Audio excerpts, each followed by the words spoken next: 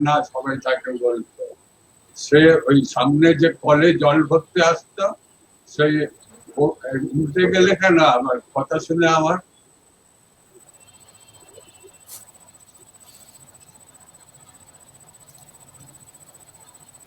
Hello কি হলো? আমি লাইভে এসেছি, তুমি যা বলছো আমার সঙ্গে সঙ্গে দুনিয়া শুনছে এখন। আমি লাইভটা অ্যাডজাস্ট করে নিই। ওই যেটা বলছিলাম যে আমাদের বাড়ির সামনে রকে ওই নানা বসে থাকতো বুড়ো, তাকে সবাই নানা বলতো আর কি, আমরাও বলতাম। তো সামনের কলেতে যারা জল ভরতে আসতো, আর তারা ওই নানার কাছে নিজেদের বাচ্চাগুলোকে জমা দিয়ে যেত। নানা ওই বাচ্চা 5-6টা বাচ্চাকে সামলাতো, আর মাঝে মাঝে বলতো যে তুই ওকে এই গালাগালটা দে। সেই গালাগাল গুলো অত্যন্ত অশ্লীল, সব মা বাপ নিয়ে গালাগাল। তো ক্রমে এরকম হয়ে গিয়েছিল যে কোনো কোনো বাচ্চা আগে থাকতেই বলতো যে নানা ওকে এই গালাগালটা দি। বুঝেছো তো? সেই পাড়া থেকে এসেছি আমি, সেই পাড়া থেকেই উঠে এসেছি। মানে মধ্যবিত্ত বলতে যে যা বোঝায় সেই পাড়া থেকে আমি আসিনি। আমারটাই সবচেয়ে বড় হয়ে যাচ্ছে কেন বুঝতে পারছি না।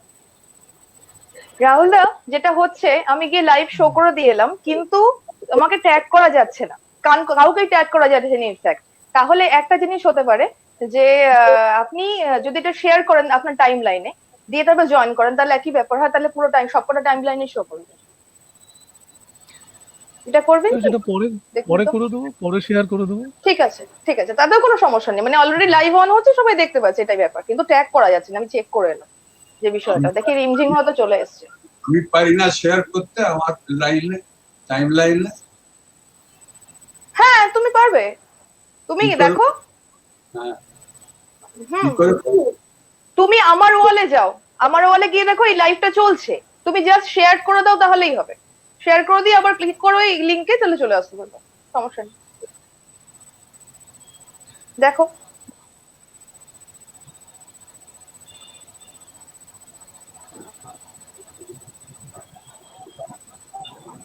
প্রদীপ এসছো?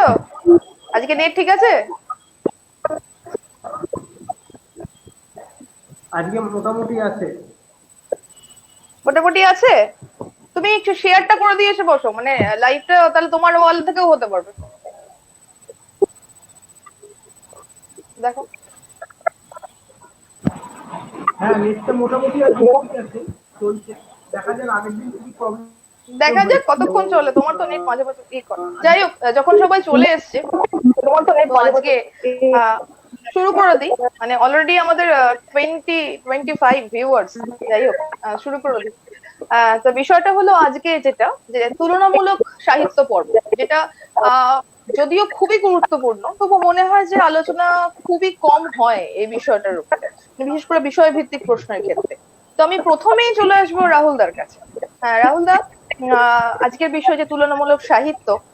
তো দেখো, একটা জিনিস জিজ্ঞেস করি তোমাকে, যেটা আমাদের অনেকেরই মনের মধ্যে হয় যে 2020 ঠিক এই সময়টাতে দাঁড়িয়ে, মানে বাংলা সাহিত্যে যারা কাজ করতে আসছেন, একদম নতুন যারা নিউ কমার্স, তাদের কতটা এই বিষয়ে ধারণা থাকা উচিত বলে আপনি মনে করেন? কতটা উচিত, মানে কম্পারেটিভ রিলেশন সেন্সটা কতটা থাকা দরকার?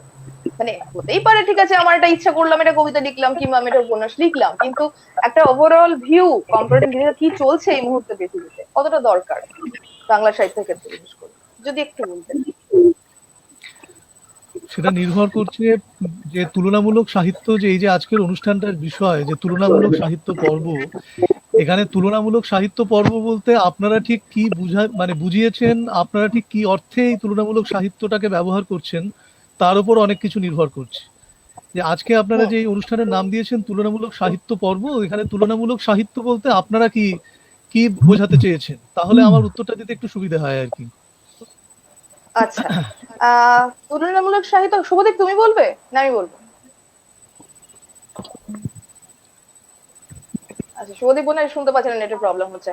হ্যাঁ, তো রাহুল দা, বিষয়টা হলো যে এটা তো একটা অনেক ভাস্ট একটা সাবজেক্ট, যতদূর আমরা জানি ভীষণ বিরাট একটা সাবজেক্ট, মানে এত স্বল্প পরিসর আলোচনাটা করাও খুব কঠিন।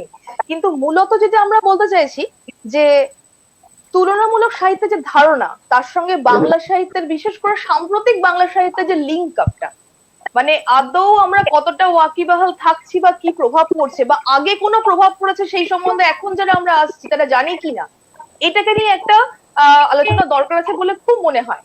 তো সেইটাকে আমরা ইন্ডিকেট করতে চাইছি যে সাম্প্রতিক বাংলা আসলে সাহিত্য আর তুলনামূলক সাহিত্যের ধারণা। প্রশ্নটা ঘুরে ফিরে সেই একই জায়গায় এলো। আসলে এখানে দুভাবে উত্তরটা দেওয়া যায়। সেটা হচ্ছে যে যে কেউ, মানে প্রথম কথা হচ্ছে যে বাংলায় যখন কেউ লিখছেন, ভারতে বসে, ভারতের মতো একটা দেশে বসে,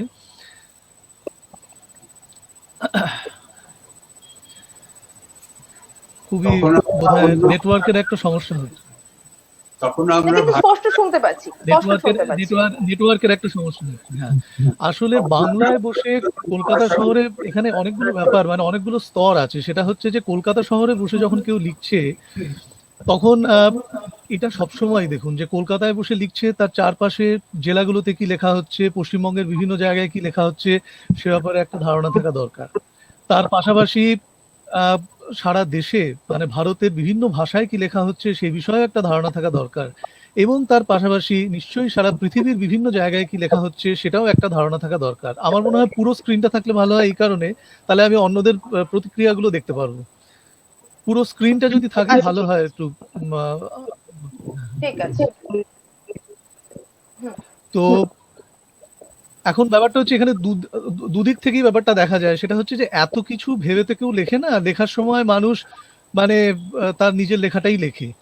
কিন্তু এটা ঠিক যে, আবার এটাও ঠিক যে তার চারপাশে কোথায় কি লেখা হচ্ছে, তাকে একটা শহরকে, আমি যেহেতু কলকাতায় বসে লিখি তাই আমি আমার কথা বলছি, যে আমার মতো যারা শহরে বসে লেখালেখি করছে, তাকে ঘিরে যে জেলাগুলোতে আছে কি লেখা হচ্ছে, তাকে ঘিরে যে দেশের বিভিন্ন রাজ্যগুলো আছে, সেই বিভিন্ন ভাষা আছে সেখানে কি লেখা হচ্ছে, তাকে ঘিরে যে সারা পৃথিবীতে কি লেখা হচ্ছে সেখানে কি লেখা হচ্ছে, অবশ্যই সেই বিষয়ে একটা ধারণা থাকা দরকার। কারণ এই ধারণা থাকলে লেখার ক্ষেত্রে অনেক সুবিধা হয়। আর একটা জিনিস হচ্ছে যে একটা সময় ছিল যখন বাংলা সাহিত্য বলে শুধু নয়, বাংলা সাহিত্য থেকে শুরু, তারপরে মানে ভারতের অন্যান্য ভাষার যে সাহিত্য, সেই সাহিত্যগুলো কিন্তু ভীষণভাবে একটা ইউরোকেন্দ্রিক সাহিত্য ছিল। অর্থাৎ সবকিছুকে, সমস্ত কিছুর মাপকাঠি আমরা মনে করতাম ইউরোপ। ইউরোপে কি কবিতা লেখা হচ্ছে সেরকম কবিতা আমাদের লিখতে হবে। ইউরোপে কি উপন্যাস লেখা হচ্ছে, ইউরোপে কিরকম গল্প লেখা হচ্ছে, ইউরোপে কিরকম নাটক লেখা হচ্ছে। আমরা যেহেতু একটা কলোনি ছিলাম, ওই একটা কলোনিয়াল হ্যাংওভার আমাদের মধ্যে একটা ছিল, ফলে আমাদের সবসময় মনে হতো যে ইউরোপে কি হচ্ছে, এবং তারপরে সেকেন্ড ওয়ার্ল্ড ওয়ারের পর থেকে মনে হতো যে আমেরিকায় কি লেখা হচ্ছে সেই রকম আমাদের লিখতে হবে। কিন্তু এখন কিন্তু এই যে পোস্ট মডার্ন যে সময়টা, যে সময় ইউরোকেন্দ্রিকতাটা ভেঙে যাচ্ছে এবং সারা পৃথিবীর সাহিত্য আমাদের হাতে এসে পৌঁছচ্ছে, এখন কিন্তু এই তুলনামূলক সাহিত্যের ধারণাটাও ভেঙে যাচ্ছে। এখন আমরা আফ্রিকার সাহিত্য পড়ছি, লাতিন আমেরিকার সাহিত্য পড়ছি, এশিয়ার বিভিন্ন দেশের সাহিত্য পড়ছি, চীন জাপান পড়ছি, তারপরে আরব দেশগুলোর সাহিত্য পড়ছি, কালো আফ্রিকার সাহিত্য পড়ছি। ফলে এখন যেটা হচ্ছে সেটা হচ্ছে কিন্তু আমাদের বিশ্ব সাহিত্য সম্পর্কে ধারণাটা অনেক ছড়িয়ে যাচ্ছে, অনেক ব্যাপক স্তরে আমরা বিশ্ব সাহিত্য পড়ছি। তার ফলে তার নিরিখে আমাদের কি লেখালেখি হওয়া উচিত, কি ধরনের লিখবো আমরা, কি ধরনের কিভাবে ভাববো আমরা, সেই জায়গা কিন্তু আমাদের অনেক পরিষ্কার হচ্ছে। তবে এখানে একটা জিনিস আমি একটা বলে নিই, সেটা হচ্ছে বিশ্ব সাহিত্য মানেই কিন্তু তুলনামূলক সাহিত্য নয়। তুলনামূলক সাহিত্য হচ্ছে আসলে, তুলনামূলক সাহিত্য একটা সাহিত্য পড়ার একটা মেথোডোলজি। কতগুলো নির্দিষ্ট নিয়ম বা পদ্ধতির সাহায্যে যখন আপনি সাহিত্য পড়ছেন তখন সেটাকে বলছে তুলনামূলক সাহিত্য। আমি উদাহরণ দিয়ে বলছি, ধরুন তুলনামূলক সাহিত্যের একটা একটা ইয়ে হচ্ছে, একটা শাখা হচ্ছে, সেটা হচ্ছে জেনোলজি। সেখানে আপনি মানে অর্থাৎ একটা আফ্রিকান ওলে সোয়িংকে একটা কবিতা লিখেছেন, তার কবিতার সঙ্গে আপনি জার্মান একজন কবি রিলকে একটা কবিতা লিখছেন, তার আপনি তুলনা করছেন।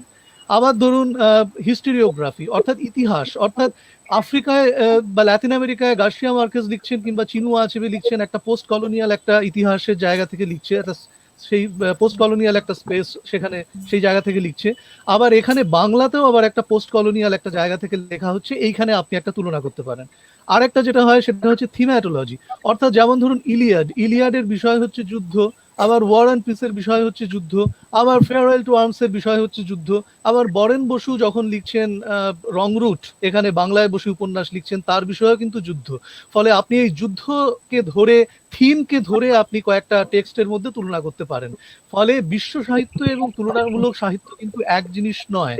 হ্যাঁ, তুলনামূলক বিশ্ব সাহিত্যকে যে কতগুলো নির্দিষ্ট নিয়মের সাহায্যে আমরা পড়ি, সেই নিয়মগুলোকে যে আমরা যে পঠন পাঠনের যে শাখায় আমরা সেই নিয়মগুলো সম্পর্কে জানতে পারি, তার উদাহরণগুলো সম্পর্কে জানতে পারি, সেটা কিন্তু তুলনামূলক সাহিত্য।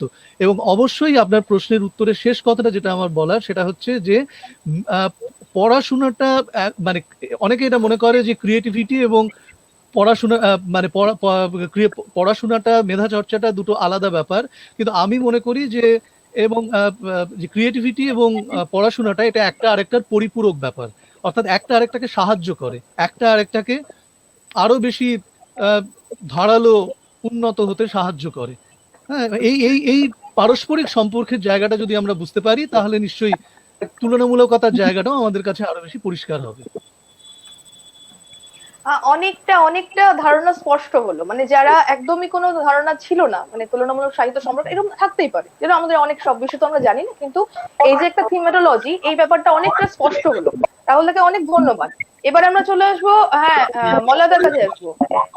আমার ধারণা ছিল না কিন্তু তুলনামূলক সাহিত্য, রাহুলটা বললো সেইভাবে আমার ধারণা ছিল না তখন, কেননা আমি তো। এবার আমি তোমাকে আমি সরাসরি বিষয়ের প্রশ্ন করবো, বুঝেছো? তোমাকে আমি সরাসরি তোমার বিষয়ে প্রশ্ন করবো। তুমি র্যাবোর জীবনী বিষয়ক একটা গ্রন্থে লিখেছো, মানে এটা শুভদীপের সঙ্গে আমার সকালবেলা দীর্ঘ ডিসকাশন হচ্ছিল এই নিয়ে। তুমি র্যাবোর জীবনী বিষয়টা গ্রন্থে লিখেছো যে র্যাবোকে ছাড়া সুরিয়ালিজম সম্ভব হতো না, ঠিক আছে?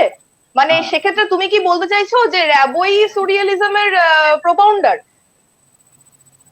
না, ওরকম ভাবে কিছুই বলা যায় না, যেরকম ওরকম আচ্ছা, ভাবে যদি না বলা যায় তাহলে তুমি তার আগে বোদলেয়ারের কাজকে কি জায়গায় রাখবে? মানে তোমার পার্সপেক্টিভে এই দুজনকে নিয়ে তুমি যদি একটু বলো, মানে তুমি কি ঠিক কি স্পষ্ট করতে চেয়েছো সুরিয়ালিজমের উপরে র্যাবো আর বোদলেয়ার?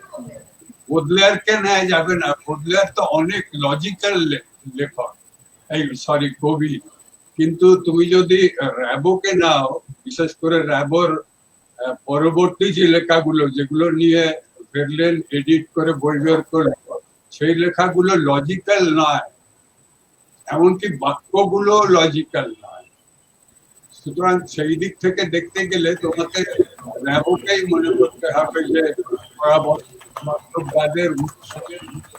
আমি অন্তত সেইভাবেই।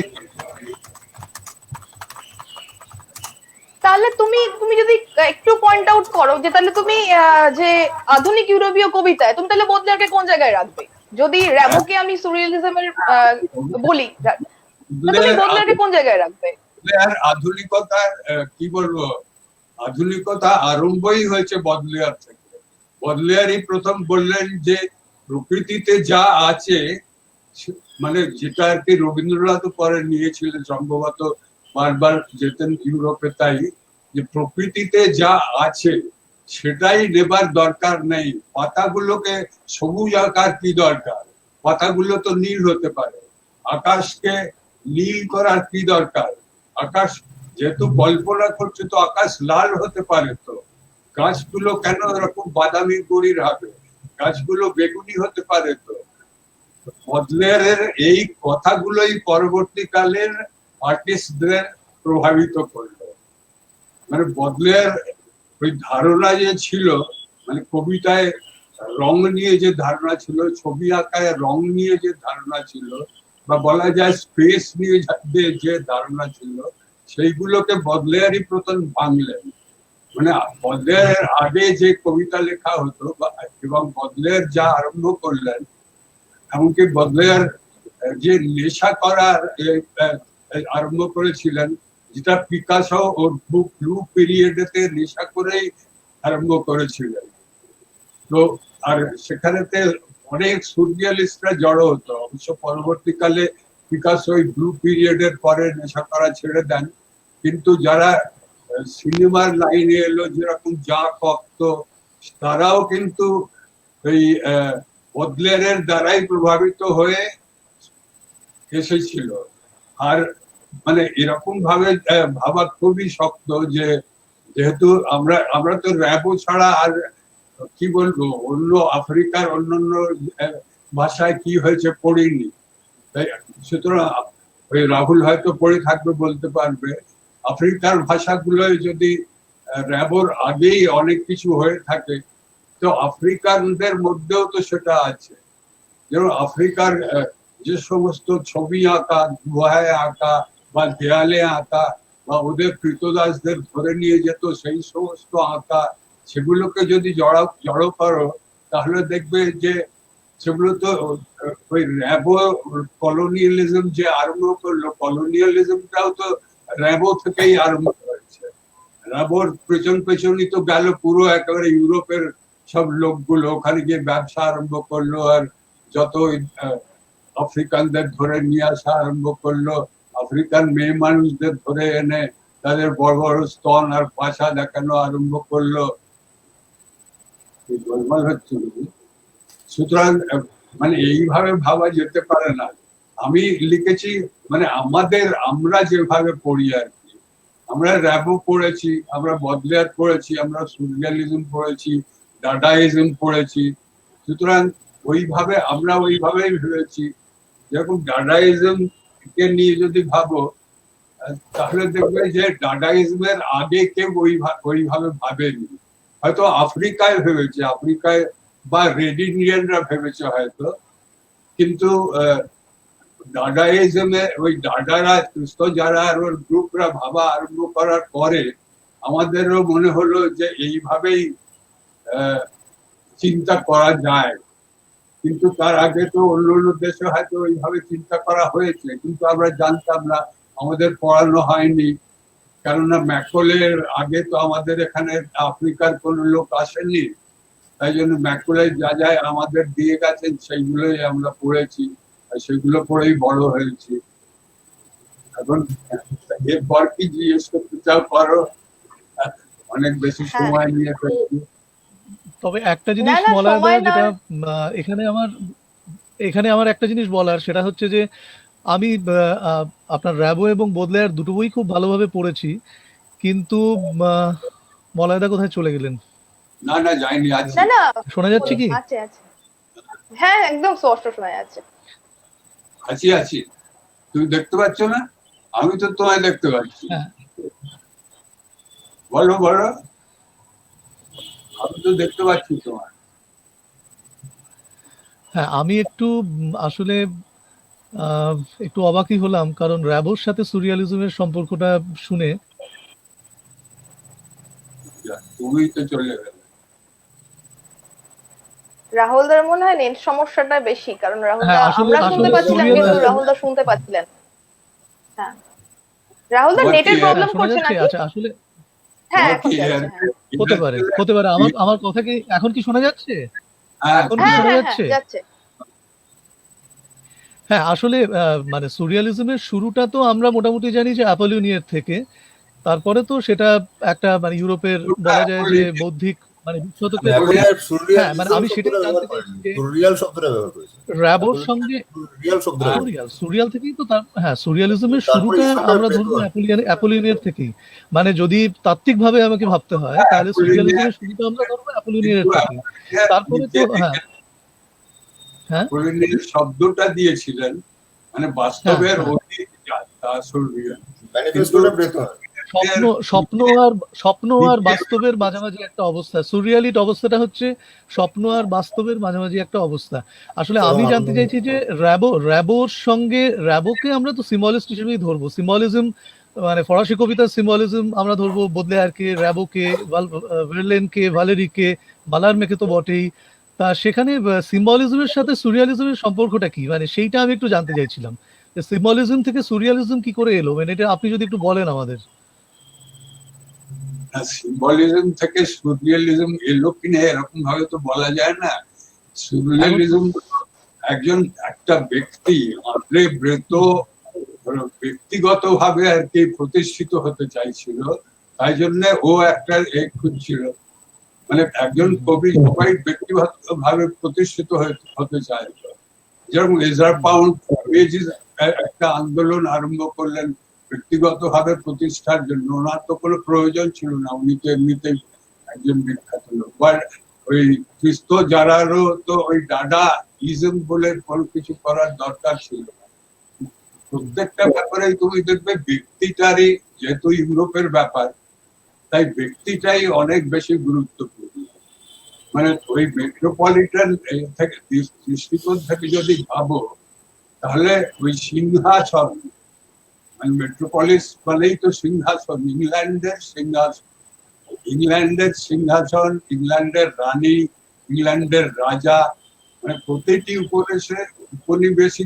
উপনিবেশে তারাই কেন্দ্র।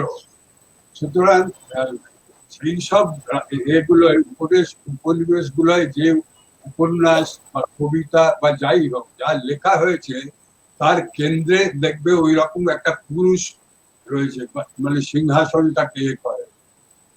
আপনাদের উপর কি আপনাদের উপর কি দাদাইস্টদের খুব প্রভাব ছিল? এই যে একটা অবচেতনের বিশৃঙ্খলা, মানে দাদাইস্টরা যেটা বলতো যে আমরা কোন রকম কোন শৃঙ্খলা মানবো না, কোন অর্গানাইজেশন।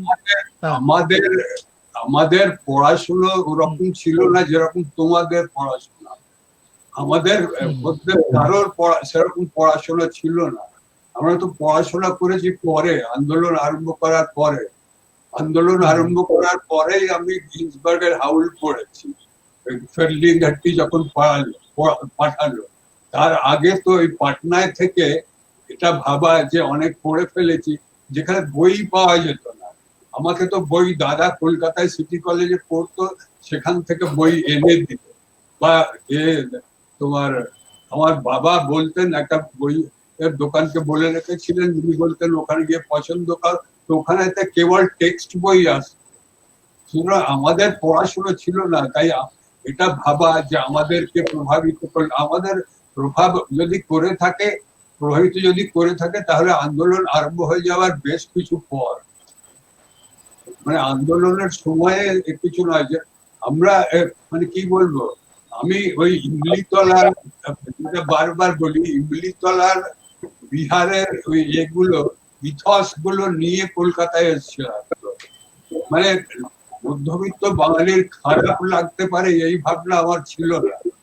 মানে যে জন্য আর কি, কেউ কি আগে কখনো ভেবেছিল যে একটা কাগজের ফালিতে সাহিত্য করা যায়? আমরা তো কাগজের ফালি ছাপিয়ে বিলি করতাম, আমরা তো বিক্রি করিনি। যে জন্য পুলিশ কমিশনার বলেছিলেন যে আপনারা তো দাঁতের মাজন বরং বিক্রি করলে ভালো করতেন, ওই ফালি কাগজে সাহিত্য করছেন, এরকম সাহিত্য হয়? তো কেউ ভাবেনি, কিন্তু আমরা ভাবলাম। এই জন্য এই ধারণাটা কিন্তু আমি ওই রবীন্দ্রনাথের কাছ থেকেই পেয়েছিলাম, মানে লোকেদের কাছে পৌঁছে দেওয়া। রবীন্দ্রনাথ তো অনেক বড়লোক ছিলেন, সেক্রেটারি ছিল, গাদা গাদা চিঠি লিখতেন, আর নিজের বইগুলো প্যাকেটের ভেতরে ঢুকিয়ে সবাইকে পাঠাতেন। এটা সুনীল গঙ্গোপাধ্যায় পরে ফলো করলেন, সবাইকে গাদা গাদা চিঠি লিখতেন। মানে চিঠি লেখাটা যে অনেক গুরুত্বপূর্ণ কাজ, এটাই তো আমি জানতাম না পাটনায় বসে, বুঝলে। আর চিঠি সংগ্রহ করা, আমি কোনো চিঠি সংগ্রহ করিনি। মানে এই কেসের পরে মা আমাকে বলেছিলেন সব ছিঁড়ে পায়খানায় ফেলে দেন, পায়খানার ডাবায় ফেলে। তো আমার কাছে যত চিঠি ছিল এই বিখ্যাত লোকেদের, সুনীল, শক্তি, সন্দীপন, শরৎ ইত্যাদি ইত্যাদি, সবার চিঠি আমি ছিঁড়ে ওই গুড়ের ডাবায় ফেলে দিয়েছিলাম। আমার কাছে কোনো চিঠি নেই, আমার কাছে আর কোনো চিঠি আমি জমিয়ে রাখি না। আর ভাগ্য ভালো যে এই ইমেলের যুগ এসে গেল, আর চিঠির কোনো ঝামেলাই রইল না, কাগজের চিঠি। আর বই টইও আমি আর রাখি না। আমার এখানে কলকাতায় ছাড়ার সময় আমি সমস্ত বই বিলি করে দিয়েছিলাম। আসলে বইয়ের পিছু টান, একটা বই আমাকে ধরে রাখবে, এই ধারণাটাও আমি বিসর্জন। মানে একটা আমরা একটু বিষয় থেকে সরে যাচ্ছি না, মানে বিষয়ের থেকে সরে যাচ্ছি বোধহয়, মানে যে তাত্ত্বিক আলোচনাটা হচ্ছিল আর কি। সোনালী তো লিখে রেখেছে। হ্যাঁ, একটা প্রশ্ন এসছে, শুভঙ্কর দা একটা প্রশ্ন রেখেছেন যে সুরিলিজমের প্রয়োগ আগে চিত্রকলায় না আগে সাহিত্যে, নাকি একই সময়? এই প্রশ্নটা এসছে শুভঙ্কর দার তরফ থেকে। রাহুল বলুক একাডেমিক উত্তর। না আসলে সুরিয়ালিজম একই সঙ্গে মানে ওরকম ভাবে কোনটা আগে কোনটা পরে বলা খুব মুশকিল। সবই মানে সুরিয়ালিজম তো মানে সাংঘাতিক সব ছবি লেখা হয়েছে, ফলে ছবি আঁকা হয়েছে, ফলে এটা বলা খুব মুশকিল যে কোনটা আগে কোনটা পরে। হ্যাঁ, এখানে বোধহয় একটা ওখানে বিষয় ওইরকম ভাবে ফ্রান্সে বা প্যারিসে ওরকম ভাবে জিনিসটা হতো না যে যে সব যা হচ্ছে একসঙ্গে হচ্ছে। অন্যরকম আঁকছিল বলে ওকে আমাদের তো একটা মিটিং করে সালভাদর দালিকে সুররিয়ালিস্ট আন্দোলন থেকে বের করে দিয়েছিল। তা সত্ত্বেও সালভাদর দালি সুররিয়ালিস্ট এক্সিবিশন বলে নিজের ছবির প্রদর্শনী করেছিল। সে তো ইয়েতে যে গার্ট্রুড প্যারিসে যে মূল সেন্টারটা ছিল সেটা ছিল গার্ট্রুড স্টেইনের বাড়ি, এবং সেখানে যেরকম আর্নেস্ট হেমিংওয়েও আসতেন সেরকম ভাবে সেখানে পাবলো পিকাসোও আসতেন, ফলে ওটা ওই ওখানে যা কিছু হয়েছে সব একসাথেই হয়েছে সবটাই। বলেছিলেন যে লস্ট জেনারেশন, আর এই লস্ট জেনারেশন শব্দটা নিয়ে অবনীধর সম্পর্কে অমৃত পত্রিকায় লিখেছিল যে ও লস্ট জেনারেশনের একজন লোক। কেননা ওই অমৃত পত্রিকার সম্পাদক জানতেন না যে লস্ট জেনারেশন একটা আলাদা ব্যাপার। কেননা অবনীধর খালাসি তোলায় টেবিলের উপরে দাঁড়িয়ে নেচেছিল, আর যেহেতু জাহাজের খালাসি ছিল তাই খালাসিদের গান গেয়েছিল টেবিলের উপর দাঁড়িয়ে। জীবনানন্দের আচ্ছা, আরেকটাও পার্সপেক্টিভ এসছে, সেটা হচ্ছে সঞ্জয় দা জানতে চাইছেন, সঞ্জয় গুহ ঠাকুরদা, যে বাংলা সাহিত্যে সুরিয়ালিজমে কার প্রভাব বেশি? সুরিয়ালিজমে বাংলা সাহিত্যে কার প্রভাব বেশি?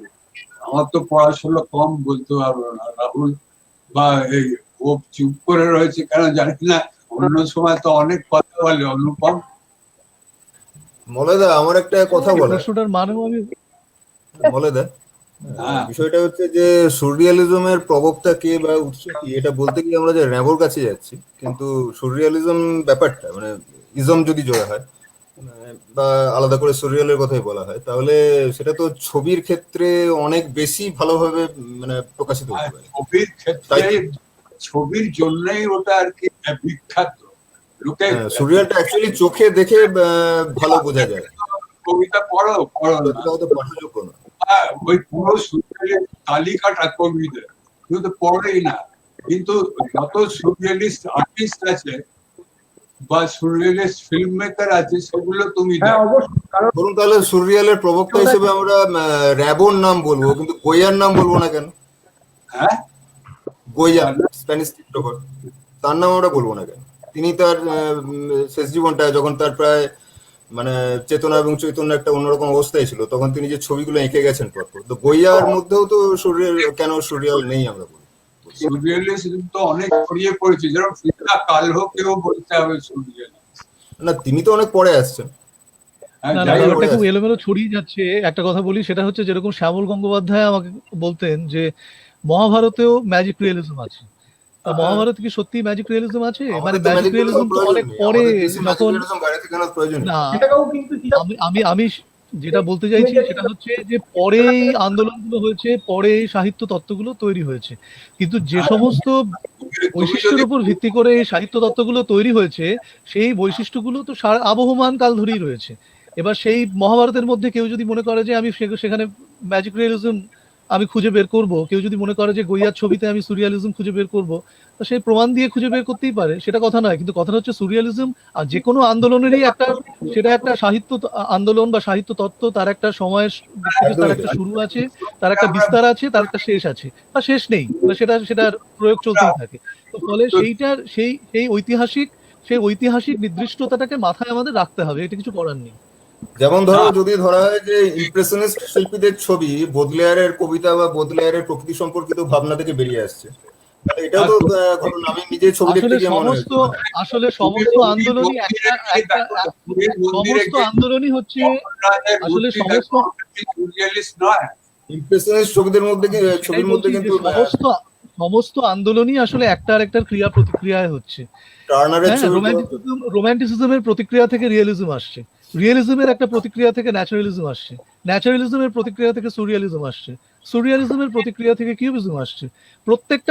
প্রত্যেকটা জিনিস আবার সুরিয়ালিজমের আরেকটা প্রতিক্রিয়া সেখান থেকে আসছে। আবার যখন বিশ্বযুদ্ধ হচ্ছে সেই সময়কার ঐতিহাসিক প্রেক্ষাপট, তার একটা প্রতিক্রিয়া থেকে স্ট্রিম অফ কনসাসনেস আসছে, এক্সিস্টেন্সিয়ালিজম আসছে। ফলে সবটাই তো ক্রিয়া প্রতিক্রিয়ার ব্যাপার, একটা না হলে আরেকটা আসতো না। এবং তুলনামূলক ব্যাপার। হ্যাঁ, সেটাও ঠিক, তুলনামূলক ব্যাপার, মানে করাই যায় আর কি। কাজে আমাদের আলোচনাটা আচ্ছা, আপাতত ঠিক আছে।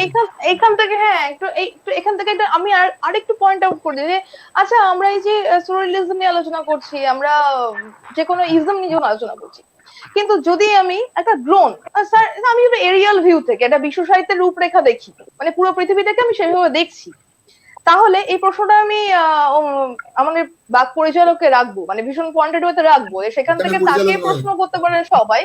হ্যাঁ, আমি রাখছি, মানে ভীষণ দরকার এটা জানার, যে তাহলে এই যে যখনই আমরা কোনো ইসলামের কথা বলি, কোনো প্রবণতার কথা বলি, কোনো একটা নতুন ফর্মের কথা বলি, মুভমেন্টের কথা বলি, সেখানে তার সমান্তরালে আমরা বাংলা সাহিত্যে কোন কোন মুভমেন্টকে আনতে পারি, বা কোন ইসম, মানে এরকম তো আমি চাইছি যে পুরো বিশ্ব সাহিত্যের রূপরেখা দেখা হচ্ছে, আমি একজন আন্তর্জাতিক মানুষ, আমি বাঙালি নই, আমি সম্পূর্ণ বিশ্ব সাহিত্যের ইতিহাসটা পড়তে বসছি, যখন আমি মুভমেন্ট ভিত্তিক ইতিহাস পড়তে বসবো, তখন আমি বাংলা সাহিত্যের ক্ষেত্রে কোনগুলোকে রাখবো, মানে এতে সমান্তরালে বসানো দেখো সোনালী, সংক্ষেপে হয়েছে সেটা হচ্ছে ট্যাগোরিজম। দেখো সোনালী, খুব সংক্ষেপে বলছি যে আমরা যদি বাংলা সাহিত্যের ভেতর থেকে এই প্রশ্নটাকে দেখি, তাহলে হয়তো আমরা সেই 60s চলে যাবো। যে বাংলা সাহিত্যে মুভমেন্ট বলতে হাংরি আন্দোলন, ধ্বংসকালীন শ্রুতি ইত্যাদি, বা নীল আন্দোলন, এই মুভমেন্টগুলোর কথাই আমরা বলবো। কিন্তু বাংলা সাহিত্যকে যদি আমরা বাইরে থেকে দেখি, তাহলে হয়তো আমাদের আরো বেশি অনেক ব্যাপ্তভাবে ব্যাপারটা দেখতে সুবিধা হবে। তখন হয়তো আমরা বৈষ্ণব পদাবলীর মধ্যে একটা মুভমেন্ট খুঁজে পেতে পারি। পদাবলী সাহিত্য যে হয়েছে সেটাও কিন্তু একটা মুভমেন্টই ছিল, ভক্তি আন্দোলন। খুব ইম্পর্টেন্ট কথা, খুব ইম্পর্টেন্ট কথা। এটা জানতে চাইছি যে আমাদের জানার বাইরে, মানে আমরা তো খুব একরৈখিক দেখি সব বিষয়,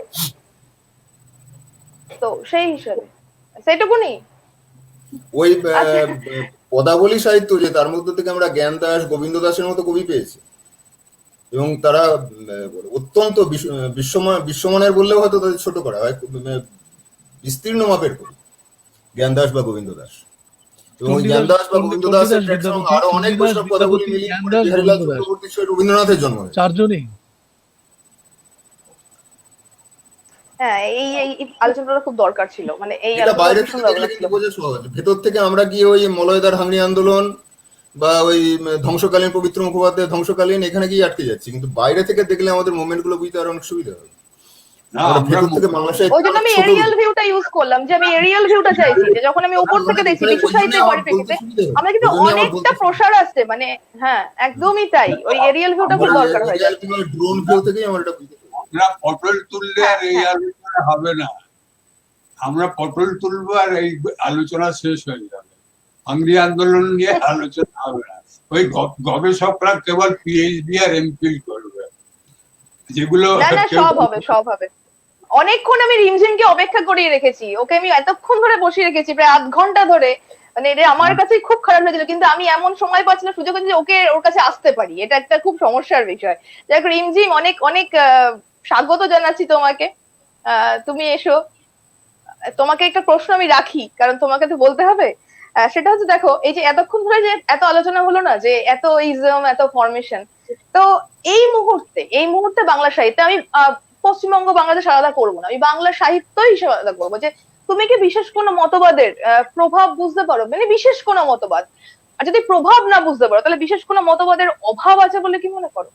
কোনটা তোমার মনে হয়? তুমি তোমার দৃষ্টিভঙ্গি থেকে বলো, যে এই মুহূর্তে বাংলা সাহিত্যে বিশেষ কোনো মতবাদের প্রভাব থাকলে বলো, আর যদি তোমার মনে হয় না অভাব আছে, তাহলে সেটাও বলো। হ্যাঁ, শুভেচ্ছা জানাচ্ছি সবাইকে। আমি শুনতেছিলাম মন দিয়ে। আমি আসলে মানে এই তাত্ত্বিক জ্ঞান আমার খুব একটা নেই, আমার জ্ঞানটা খুব ভাষা যেটুকু পড়াশোনার জন্য পড়াশোনায় সেটুকু, সেখান থেকেই বলবো যে আমার মনে হয় যে বিশেষ কোনো মতবাদ গড়ে ওঠা কি জরুরি, আসলে এটাও একটা ব্যাপার। কারণ একটা সাহিত্যে নিজস্ব বিকাশে বা নিজস্ব স্ফূর্তির জন্য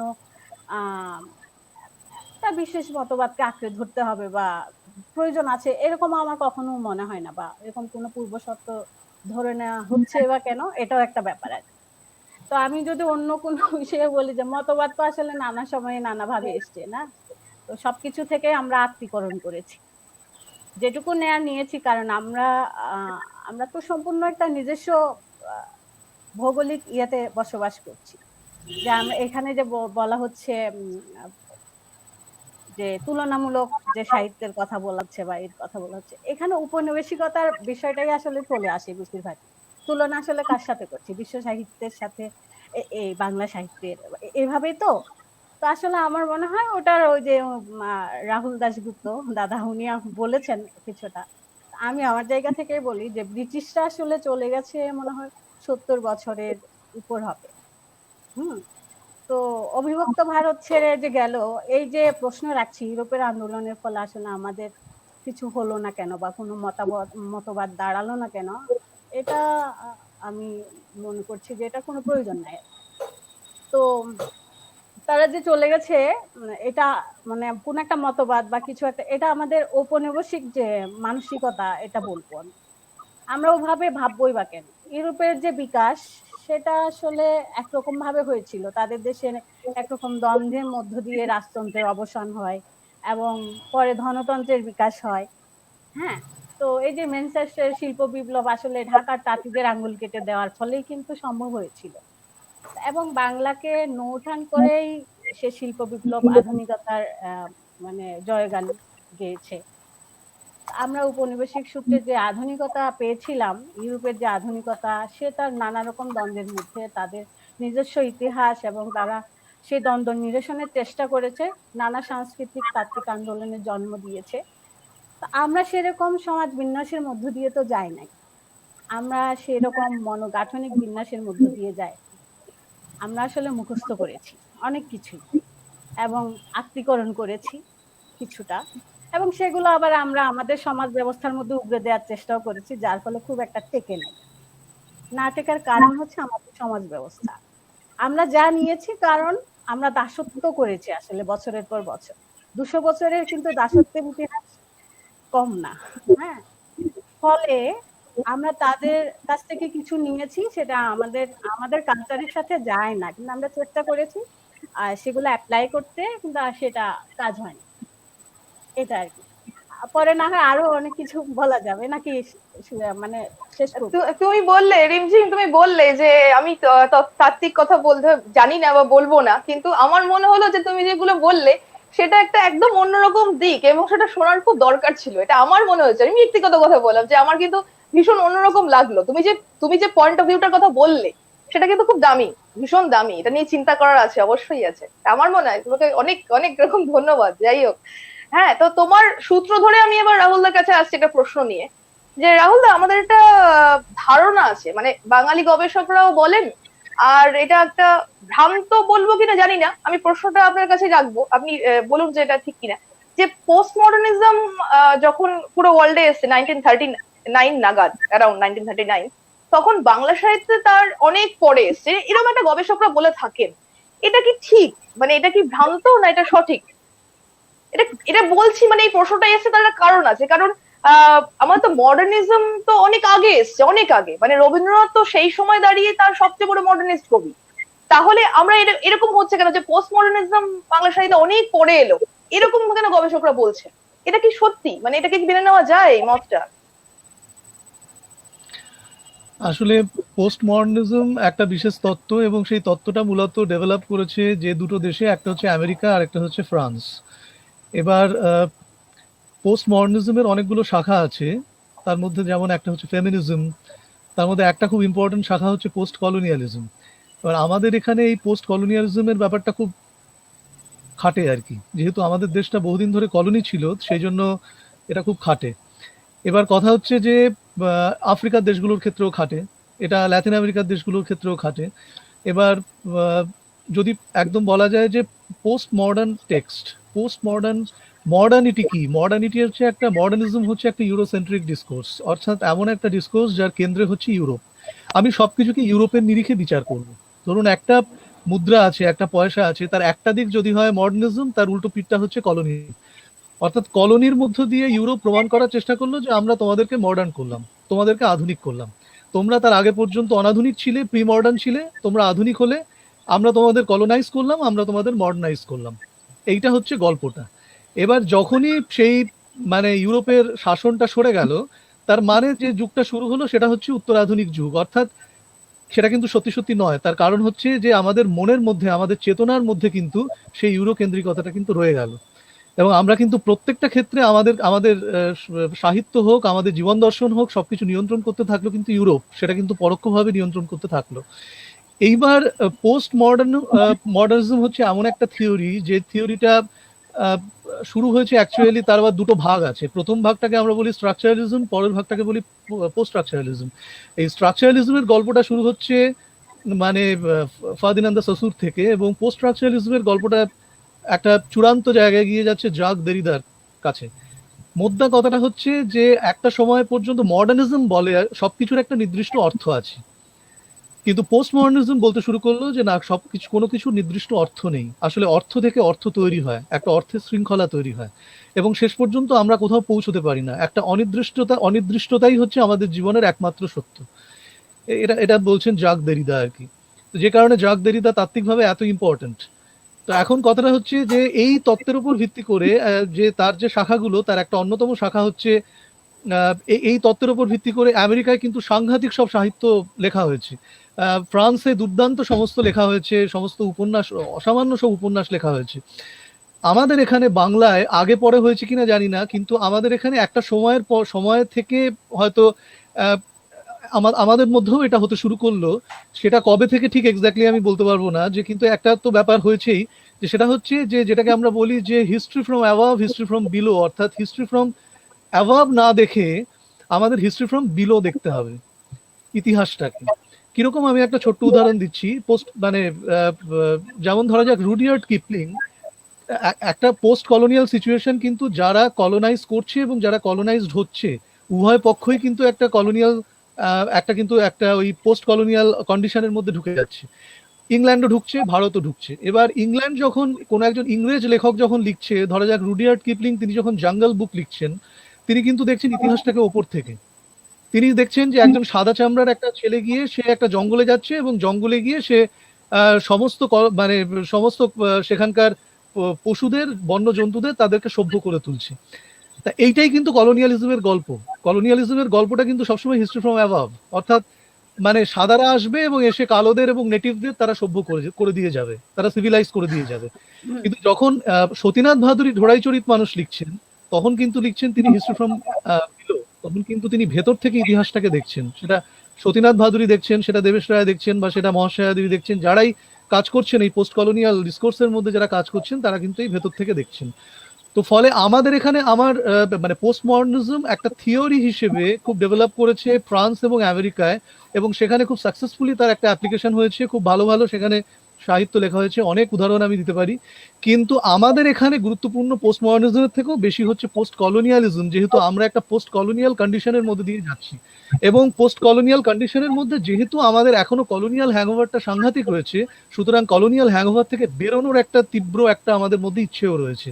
তাহলে একদিকে এই টানাপোড়েনটা সবসময় আমাদের অস্তিত্বের মধ্যে চলতে থাকে, একদিকে কলোনিয়াল কন্ডিশন, আরেকদিকে সেই কলোনিয়াল কন্ডিশন থেকে বেরোনোর একটা তীব্র একটা ইচ্ছা। এই যে টানাপোড়েন, এই টানাপোড়েনটা আমাদের সাহিত্যে কিন্তু সব থেকে গুরুত্বপূর্ণ জায়গা, যেটা বুঝতে হবে। হ্যাঁ, তবে আমরা আমাদের বাংলা সাহিত্যের পোস্ট কলোনিয়াল কন্ডিশনটা বুঝতে পারবো। আচ্ছা, এখানে অনেক প্রশ্ন আসছে। মালা, তোমার কাছে অনেক প্রশ্ন আসছে, যে এটা আমারও প্রশ্ন ছিল, যাই হোক। সেটা হলো যে বাংলা সাহিত্যে, মানে যেটা আমরা বলছি না, যেটা রাহুল দা বারবার করে বলছেন, যেটা অনুপম অনেকটা বললো, যে সবসময় আমাদের ইউরোপ নির্ভরতা। রেমজিমও কিছুটা বললো যে সবই একটা কলোনি কালচারের মধ্যে পড়ছে। তা বিষয় যেটা, যে তাহলে যদি ইন আ নাটশেল বলি, এর অনেকের প্রশ্ন যেটা এখানে উঠে আসছে, সঞ্জয় দা বলছেন, আলিয়া বলছেন, শুভঙ্কর গুহদাও বলছেন, যে তাহলে বাংলা সাহিত্যে ইউরোপীয় কোন কোন ফর্ম বা কোন কোন মতবাদের প্রভাব সবচেয়ে বেশি বলে তুমি মনে করো? মানে অনেক প্রভাবিত করেছে, আমরা কিছু জিনিস মানতে বাধ্য হয়েছি, কিছু জিনিস থেকে বেরিয়ে চলে এসেছি, কিন্তু এখনো অব্দি কোন ফর্মের বা কোন কোন ফর্মের প্রভাব সবচেয়ে বেশি বলে তোমার মনে হয়? আচ্ছা, আমার ভূমিকা বোধহয় শেষ হয়ে গেছে, এবার কেটে পড়ছি। এই প্রশ্নটা তোমাকেই করলাম।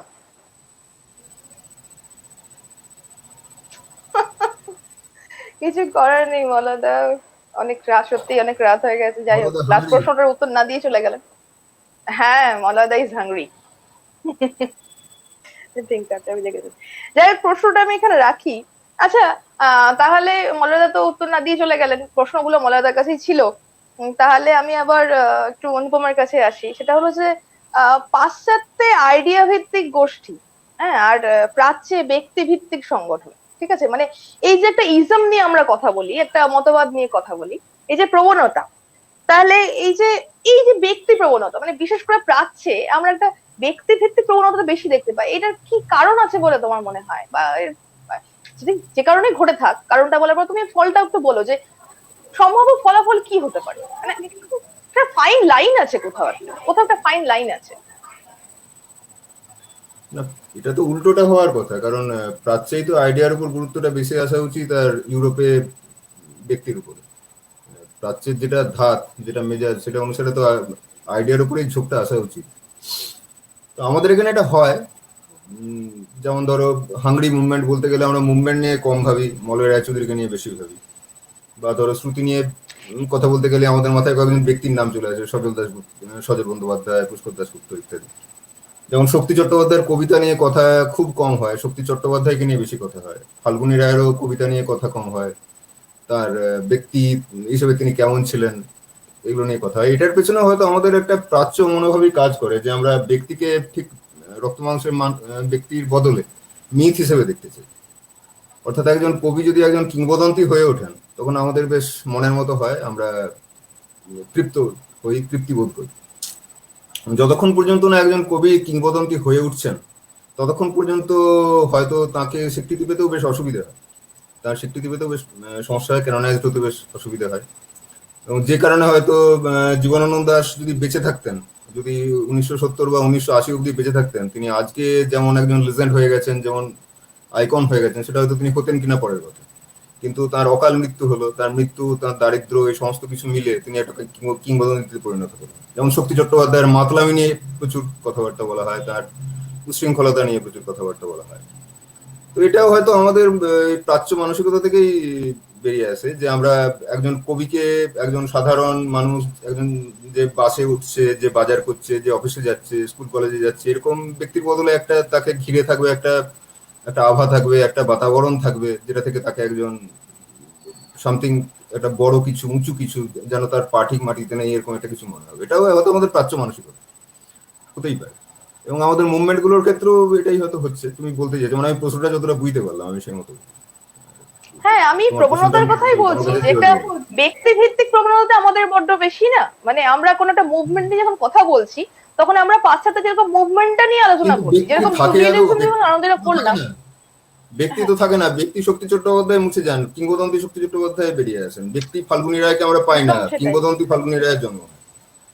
এটাই তো ঘটে। আমরা একজন কবি বা সাহিত্যিক যতক্ষণ না কিংবদন্তি হয়ে ওঠেন, আমরা তাকে তার প্রাপ্য গুরুত্বটা দিই না অনেক সময়। যে কারণে হয়তো খুব বড় কবি হওয়া সত্ত্বেও ধরো শম্ভু রক্ষিতকে নিয়ে আমাদের অত মাথা ব্যথা নেই। শম্ভু রক্ষিত কত বড় মাপের কবি, বিশাল মাপের কবি, আমি তো মনে করি আন্তর্জাতিক মানের কবি। কিন্তু শম্ভু রক্ষিতকে নিয়ে, কারণ তার একটা সাধারণ চেহারা, একটা যেন গ্রামের মানুষ, যেন একজন মাঠে কাজ করা মানুষের মতো তার চেহারা, তার মধ্যে ওই অরাটা নেই, যেটা হয়তো শক্তি চট্টোপাধ্যায় বা কেউ কেউ সযত্নে গড়ে তুলতে পেরেছিলেন, বা যেটা হয়তো তুষার রায়ের মধ্যে ছিল, এটা তার মধ্যে নেই। এটা আমাদের বলে মনে হয়। আর না হলে তো অন্য হওয়ার কথা। কারণ দেখো, একজন ইউরোপীয় মানুষ যদি নদীর কাছে যায়, সে যতক্ষণ না নদীতে নেমে স্নান করছে, সে নদীটাকে বোধ করতে পারে। সে নদীটাকে, সে তার মনে হয় না তার নদীটার কাছে যাওয়া হলো, বা নদীটাকে সে তার অভিজ্ঞতার মধ্যে পেল।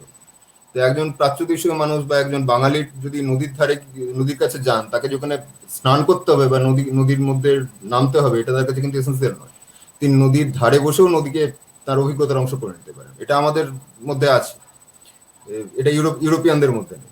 কিন্তু ইউরোপীয়রা হয়তো ব্যক্তিকে ব্যক্তি হিসেবে দেখতে এবং তার যে প্রকৃত যে ব্যক্তিত্ব, সেটার মধ্যে তাকে পেতে বেশি স্বচ্ছন্দ বোধ করে, যেটা আমাদের মধ্যে নেই।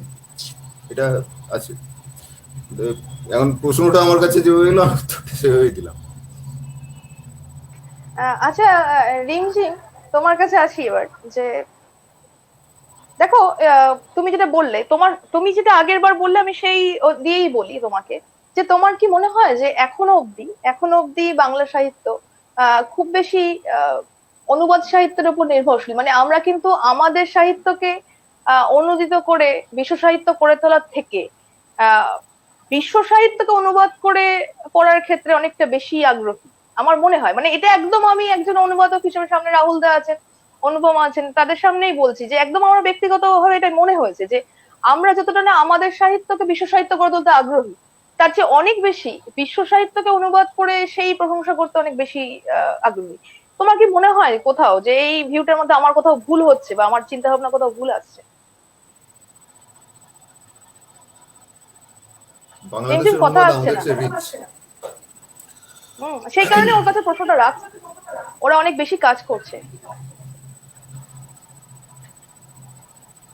রিমঝিম, তোমার কথা আসছে না, কিন্তু তোমার বোধহয় মিউট করা আছে।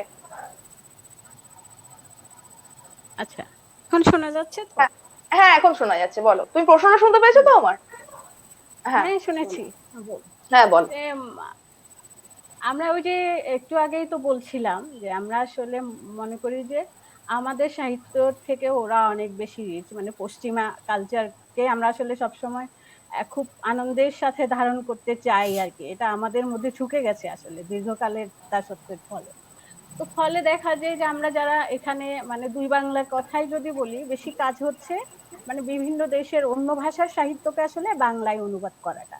কিন্তু আমাদের যে সাহিত্য আছে, আমাদের বাংলা সাহিত্য, সেটা কিন্তু অন্য ভাষায় অনুবাদ করে পৌঁছে দেওয়ার মতো আসলে মানে লোক কম আর কি। ফলে আমাদের যে সাহিত্য মান, সেটা কিন্তু অন্য পৃথিবীর অন্য কোথাও সেভাবে যাচ্ছে না যেভাবে পৌঁছানোর কথা। সেটা তো একটা সমস্যা রয়েই গেছে। এই যে যেটা হচ্ছে যে আমরা বারবার যে আন্দোলনের কথাগুলোই বলছি, আমি মনে করি যে এই যে চর্যাপদের সময় একটু আগে মনে হয় একজন বলেছেন কিছুটা। চর্যাপদে কিন্তু এক একজন কবি ভিন্ন ভিন্ন ভৌগোলিক জায়গায় কিন্তু বসে লিখেছেন। তারা কোনো কিন্তু আন্দোলন বা কোনো ই করেননি, তাদের কোনো ই ছিল না, কিন্তু তারা কাজ করেছে। এবং বৈষ্ণব পদাবলী বলি কিংবা বাউল গানগুলো বলি, সেগুলো কিন্তু এক ধরনের আন্দোলন ব্যক্তি পর্যায়ে করেছে, এটা হয়তো গণমানুষের আন্দোলন হয়ে ওঠে। ঠিক আছে, এইগুলো কিন্তু এই জিনিসগুলো যে এখানে পৌঁছানোর কথা, যেভাবে অনুবাদ হওয়ার কথা, সেইগুলো তো হচ্ছে না। এবং আমরা যে সমসাময়িক এখনকার যে লেখাপত্র হচ্ছে, কবিতা বলো কিংবা কথা সাহিত্য বলো, প্রবন্ধ বলো, সেগুলো কিন্তু অনুবাদ হচ্ছে না, কিন্তু লিখছে। বাংলা ভাষাকে, আমি বাংলা সাহিত্যকে এতটাও কম গুরুত্বপূর্ণ মনে করি না, কিন্তু সেটাকে মানে অন্য জায়গায় পৌঁছানোর মতো সেই অবস্থাটা আমাদের তৈরি হয়নি, হয়তো আমাদের কারণে। কারণ অন্যদের গুলো আমরা নিচ্ছি, কিন্তু আমাদের গুলো পৌঁছানোর ব্যবস্থাটা সেভাবে।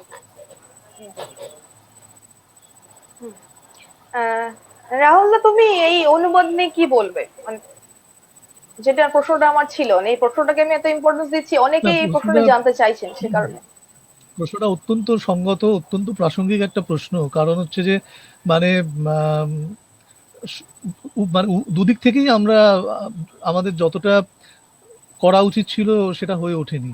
মানে একবার আমার অভিজ্ঞতা মনে আছে যে আমি তখন আমার প্রথম বই মার্সেল প্রুস্তের মার্সেল প্রুস্ট জীবন ও সাহিত্য নিয়ে কাজ করছি। তো সেই সময় যাদবপুরে একটা ইন্টারন্যাশনাল সেমিনারে একজন কোরিয়ান এক ভদ্রলোক এসছেন, এক অধ্যাপক। তো তার সঙ্গে লাঞ্চ করতে গেছি। তো কথায় কথায় তাকে আমি বললাম যে এরকম আমি প্রুস্তের জীবন নিয়ে একটা কাজ করছি। তা উনি শুনে বললেন যে তোমাদের বাংলায় প্রুস্ত অনুবাদ হয়েছে? তা আমি বললাম যে না, বাংলায় তো হয়নি। তবে তুমি কি করে করছো? আমি বললাম আমি ইংরেজি থেকে করছি। তো উনি খুব অবাক হলেন। উনি অবাক হয়ে বললেন যে এটা তো আমরা ভাবতেই পারি না, কারণ সমস্ত জাপানিজ, তারপরে কোরিয়ান ভাষা, চাইনিজ ভাষা, সমস্ত ভাষায় কিন্তু প্রুস্ত কমপ্লিট ট্রান্সলেশন হয়ে গেছে। আপনি যদি এশিয়ার অন্যান্য দেশগুলো দেখেন, অন্যান্য ভাষাগুলো দেখেন, তাহলে অবশ্যই দেখবেন যে সেখানে বিশ্ব সাহিত্য আমাদের থেকে অনেক বেশি অনুবাদ হয়েছে। আবার ঠিক এর উল্টো দিকটাও আপনি দেখবেন, সেটা হচ্ছে যে চীনের সাহিত্য কি, জাপানের সাহিত্য কি, কোরিয়ার সাহিত্য কি, অন্য বিভিন্ন ভাষার সাহিত্য, সেই সমস্ত সাহিত্য ইংরেজি ভাষায় বা অন্যান্য ইউরোপীয় ভাষায় যে বিপুল পরিমাণে হয়েছে, সেই তুলনায় কিন্তু বাংলা সাহিত্য কিছুই হয়নি। হ্যাঁ, তো বাংলা সাহিত্যের অনেক যেটা মানে এই পয়েন্টটা অজস্র গুরুত্বপূর্ণ লেখা, অনেক অজস্র গুরুত্বপূর্ণ লেখা সেগুলো হয়নি। আমি আরেকটা অভিজ্ঞতার কথা বলছি, সেটা হচ্ছে যে আমি যখন পিএইচডি করতে শুরু করলাম যাদবপুরে আমি তখন ফেলো হিসেবে পড়াচ্ছি। তা সেই সময় আমি দেখলাম যে আফ্রিকার, এবং আমার কাজ ছিল আফ্রিকা এবং বাংলার পোস্ট কলোনিয়াল ফিকশন নিয়ে একটা কম্পারেটিভ স্টাডি। এবং সেখানে আমি দেখলাম যে আফ্রিকার যারা লেখক তাদের একটা সুবিধা হচ্ছে যে আফ্রিকার দুটো ভাগ আছে। একটা ভাগ হচ্ছে যেটা সাব সাহারার মানে সাহারার ওপরের অংশের আফ্রিকা, সেটা হচ্ছে আরব আফ্রিকা। আর সাহারার নিচের অংশের যে আফ্রিকা সেটা হচ্ছে ব্ল্যাক আফ্রিকা। এবার এই যে গোটা ব্ল্যাক আফ্রিকা, এই ব্ল্যাক আফ্রিকা কিন্তু মূলত তিনটে ভাষায় লেখা হয় সাহিত্য। একটা হচ্ছে অ্যাংলোফোন আফ্রিকা, সেটা ইংরেজি ভাষায়। একটা হচ্ছে লুসোফোন আফ্রিকা, সেটা হচ্ছে পর্তুগিজ ভাষায়। আর আরেকটা হচ্ছে ফ্র্যাঙ্কোফোন আফ্রিকা, সেটা হচ্ছে ফরাসি ভাষায় লেখা হয়। এই পুরো যে সাহারার নিচের যে অংশটা, যেটা ব্ল্যাক আফ্রিকা।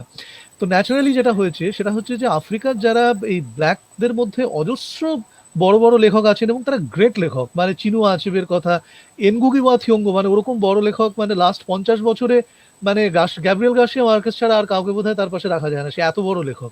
সে এদের সুবিধাটা হচ্ছে যে এরা সবাই ইংরেজি ভাষায় লিখেছেন। তার ফলে কি হচ্ছে যে পৃথিবীর সমস্ত বড় বড় ইউনিভার্সিটিতে, আমেরিকা, ইউরোপ, অস্ট্রেলিয়া, সমস্ত বড় বড় ইউনিভার্সিটিতে কিন্তু মূল ভাষায় এদের মানে মূল টেক্সটগুলো পড়া হচ্ছে, এবং তার যে আলোচনাগুলো হচ্ছে সেগুলো কিন্তু একেবারে আপ টু ডেট। মানে এই মুহূর্তে বা মানে ধরুন 60s মানে 60-এর দশক থেকে তো উপন্যাস নিয়ে, ন্যারেটিভ নিয়ে ভাবনা চিন্তায় বিপ্লব ঘটে গেছে মিখাইল বাখতিন আসার পর থেকে, মিখাইল বাখতিনের বইগুলো বেরোনোর পর থেকে, এবং তারপরে যারা কাজ করেছেন এদের লেখাপত্র বেরোনোর পর থেকে একটা উপন্যাস কিভাবে পড়বো, একটা ন্যারেটিভ কিভাবে পড়বো, সেই ক্ষেত্রে বিপ্লব ঘটে গেছে। তো ফলে তাদের টেক্সট কিন্তু একেবারে আপ টু ডেট, মানে এই মুহূর্তে যেভাবে চিন্তা করা হচ্ছে সেইভাবেই পড়া হচ্ছে। কিন্তু বাংলা যে লেখাপত্র সেগুলো যদি খুব বিশ্বমানের লেখা হয়, অসম্ভব ভালো লেখা হয়, সেই লেখাগুলো অনুবাদের অভাবে সেগুলো বাইরের ইন্টারন্যাশনালি কেউ পড়তে পারছে না। এবার ন্যাচারালি পড়তে না পারার ফলে কি হচ্ছে, সেগুলো নিয়ে যে চিন্তা ভাবনা বা আলোচনা কিছুই হতে পারছে না। আলোচনাও একটা বই নিয়ে এমন তো নয় যে আমি ইংল্যান্ডে বসে লিখছি মানে ইংল্যান্ডেই আলোচনা হবে, আমি ইংল্যান্ডে লিখছি মানে সিডনিতেও আলোচনা হবে, আমি ইংল্যান্ডে লিখছি মানে ত্রিনিদাদেও আলোচনা হবে। ইংরেজি ভাষায় লিখলে এই সুবিধাটা আছে, কিন্তু বাংলায় আপনি লেখা মানে আপনি যদি কলকাতা, তার কোনো রিচ নেই, বা ঢাকায় আলোচনা হতে পারে, তার বেশি তার রিচ নেই। তো এবার কথা হচ্ছে যে তাহলে একটা বাংলা টেক্সট, সেই বাংলা টেক্সটের আপ টু ডেট আলোচনা আজকে যেভাবে মানে বিশ্বমানের আলোচনা, সেই আলোচনাটা হবে কি করে যদি আমরা আমাদের দরজা জানলাগুলো সমস্ত এভাবে বন্ধ করে রেখে দিই? অনুবাদ তো তাই, অনুবাদ তো কি করে, অনুবাদ আমাদের সমস্ত দরজা জানলাগুলো সারাক্ষণ খুলে দিচ্ছে, আদান প্রদান করছে, বিনিময় ঘটছে, যাতায়াত ঘটছে। সেই জায়গাটা যদি বন্ধ হয়ে যায়, তাহলে সে অনুবাদটাই যদি না হয়, তাহলে তো আমরা আমাদের মধ্যেই আটকে রইলাম। আমার সাথে বসে একটা কোরিয়ার লোকের, কি আমার সাথে বসে একটা অ্যাঙ্গোলায় যে লোকটা বসে লিখছে, কি আমার সাথে বসে যে লোকটা একটা মানে চিলিতে বসে লিখছে, তার সঙ্গে তো আদান প্রদান হওয়াটা খুব জরুরি। সেই জায়গাটা তো হচ্ছে না অনুবাদটা যদি না হয়, তাই না? ফলে এটা একটা বিরাট সমস্যা, এটা নিয়ে কোনো সন্দেহ নেই। যেটা খুব মনে হয় যখন মানে এখানে অ্যাওয়ার্ডের কথাই আসছে, এই যখন কোনো পুলিশদের শর্ট লিস্ট ঘোষণা হচ্ছে বা কিছু, সেখানে তো দেখা যাচ্ছে যে তিনি যখন ফিকশনটা লিখবেন শুরু করেছেন তখন থেকে তার ট্রান্সলেটর বসে আছেন তার সঙ্গে, যে প্রাইজ মানিটা তারা 50% শেয়ার্ড হচ্ছে। মানে এতটাই ওয়েল কনস্ট্রাক্টেড কাজ হয় যে আমি যখন একটা ফিকশন লিখবো সেই মুহূর্তে আমার ট্রান্সলেটর আমার সঙ্গে উপস্থিত। প্রফিট কি ওখানে প্রথমেই টাকাটা দিয়ে দিচ্ছে, প্রথমেই ধরা যাক সালমান রুশদিকে পাবলিশার বলে দিচ্ছে যে আপনাকে আমি এত টাকা দিলাম, আপনার 5 বছর আর কোনো কাজ নেই, আপনি 5 বছর ধরে বসে শুধু আপনার পরের উপন্যাসটা আপনি লিখবেন। তার কারণ জানেন যে রুশদি জানেন যে আজকে তার যদি একটা বই বেরোয় তাহলে তার যে ইনভেস্টমেন্ট, তার 100 গুণ রিটার্ন তিনি পাবেন। সারা পৃথিবীটা তার কাছে বাজার, সারা পৃথিবীর বইয়ের বাজারে তার বই বিক্রি হবে। আজকে একজন যদি বাঙালি লেখক লেখে, তার বাজার কোথায় তার বই বিক্রি হবে? সেই বই যদি অনুবাদ না হয় তাহলে তার বই কোথায় বিক্রি হবে? 50 কপি বিক্রি হলেই বেড়ে যাবে। হ্যাঁ, সেই আর কি। মানে আমরা এতটাই একটা মানে বলা যায় যে আমরা ক্লস্ট্রোফোবিক হয়ে আছি, মানে আমাদের প্রপার সেই স্ট্রাকচারটাকে তৈরি করতে পারিনি যে একটা আমরা আলোচনা করবো, যে তুলনামূলক সাহিত্য নিয়ে আলোচনা করব, আমরা তুলনাটায় আসবো কি করে? আমরা তো নিজেদের এখন ওই জায়গাটা পৌঁছাতেই পারিনি, তাহলে বিশ্ব সাহিত্য নিয়ে আমরা বসবো কোথায়? এই ব্যাপারটা খুব ভয় লাগে যখন বিশ্ব থেকে বিচ্ছিন্ন করে দেওয়া হয়েছে, বিশ্ব থেকে পুরোপুরি বিচ্ছিন্ন করে দেওয়া। আরেকটা দুঃখের বিষয় কি জানেন তো, মানে বিশ্ব তো ছেড়ে দিলাম, ভারতীয় সাহিত্য ভারত থেকে। সম্পর্কে খবর রাখাটা কিন্তু অনেক বেশি জরুরি। এই যে শিশির কুমার একদম। দাস ওইরকম একটা ম্যাগনাম ওপাস ওইরকম কাজ করে গেলেন, হিস্ট্রি অফ ইন্ডিয়ান লিটারেচার। হ্যাঁ, তো আমরা কি মানে ভারতীয়, আজকে বলুন তো তামিল ভাষায় কি লেখা হচ্ছে, আজকে বলুন আজকে ওড়িয়া ভাষায় কি লেখা হচ্ছে, আজকে বলুন রাজস্থানী ভাষায় কি লেখা হচ্ছে, সেখানে কি বিশ্বমানের লেখা হচ্ছে না? তাহলে সেই লেখাগুলোও তো আমাদের কাছে পৌঁছচ্ছে না, বা আমাদের লেখাগুলোও তো সেখানে পৌঁছচ্ছে না। আমি কি বলতে পারবো যে আজকে আমার একটা বই বেরোলে সেটা আজকে ভুবনেশ্বরে সেটা পাওয়া যাবে, কিংবা সেটা পাঞ্জাবে কোথাও পাওয়া যাবে, কিংবা সেটা হিমাচল প্রদেশে কোথাও পাওয়া যাবে? অন্তত সেইটুকু তো দরকার, সেইটুকুও আমাদের কিন্তু সুযোগ নেই। তো ফলে মানে এটা মানে ফলে আটকে তো যাচ্ছি, সব আমরা তো আটকে যাচ্ছি।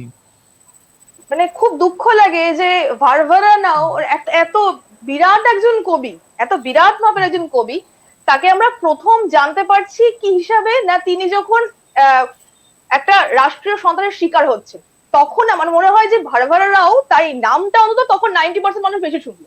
তার আগে অব্দি শুনুন, যে ভারভারা রাওয়ের কি বিশাল কাজ রয়েছে আমরা জানতেই পারি। বাঙালি রবীন্দ্রনাথকে জানছে কখন? বাঙালি রবীন্দ্রনাথকে জানছে নোবেল প্রাইজ পাওয়ার পরে। বাঙালি হ্যাঁ। সত্যজিৎ রায়কে জানছে কখন? বাঙালি সত্যজিৎ রায়কে জানছে তার পথের পাঁচালী ইন্টারন্যাশনাল ফিল্ম ফেস্টিভ্যালে প্রাইজ পাওয়ার পরে। অর্থাৎ বিদেশিরা যদি ছাপ্পা দিয়ে দেয়, বিদেশিরা যদি বলে যে তুমি হচ্ছে গ্রেট লেখক, তুমি বিরাট লেখক, তখন তাকে বাঙালিও চিনবে যে হ্যাঁ, এ হচ্ছে গ্রেট লেখক। বাঙালি আজও বিদেশ থেকে কৃষ্ণচন্দ্র ছাপা পেয়েছেন, আর বাঙালি আজও কৃষ্ণচন্দ্র পেয়েছেন। আপনি বলুন যে সতীনাথ ভাদুরীর মতো লেখক, কিংবা সতীনাথ ভাদুরীর মতো লেখক, তিনি তাকে কত সময় লেগেছে তাকে প্রপার রেকগনিশন পেতে?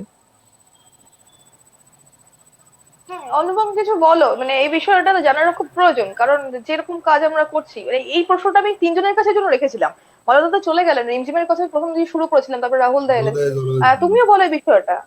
হ্যাঁ, বিষয়টা হচ্ছে যে দেখো, আজ থেকে 100 বছর আগে, 100 বছরের একটু আগে, ধরো কলকাতা কি ছিল? কলকাতা ছিল হয়তো পৃথিবীর দ্বিতীয় গুরুত্বপূর্ণ শহর।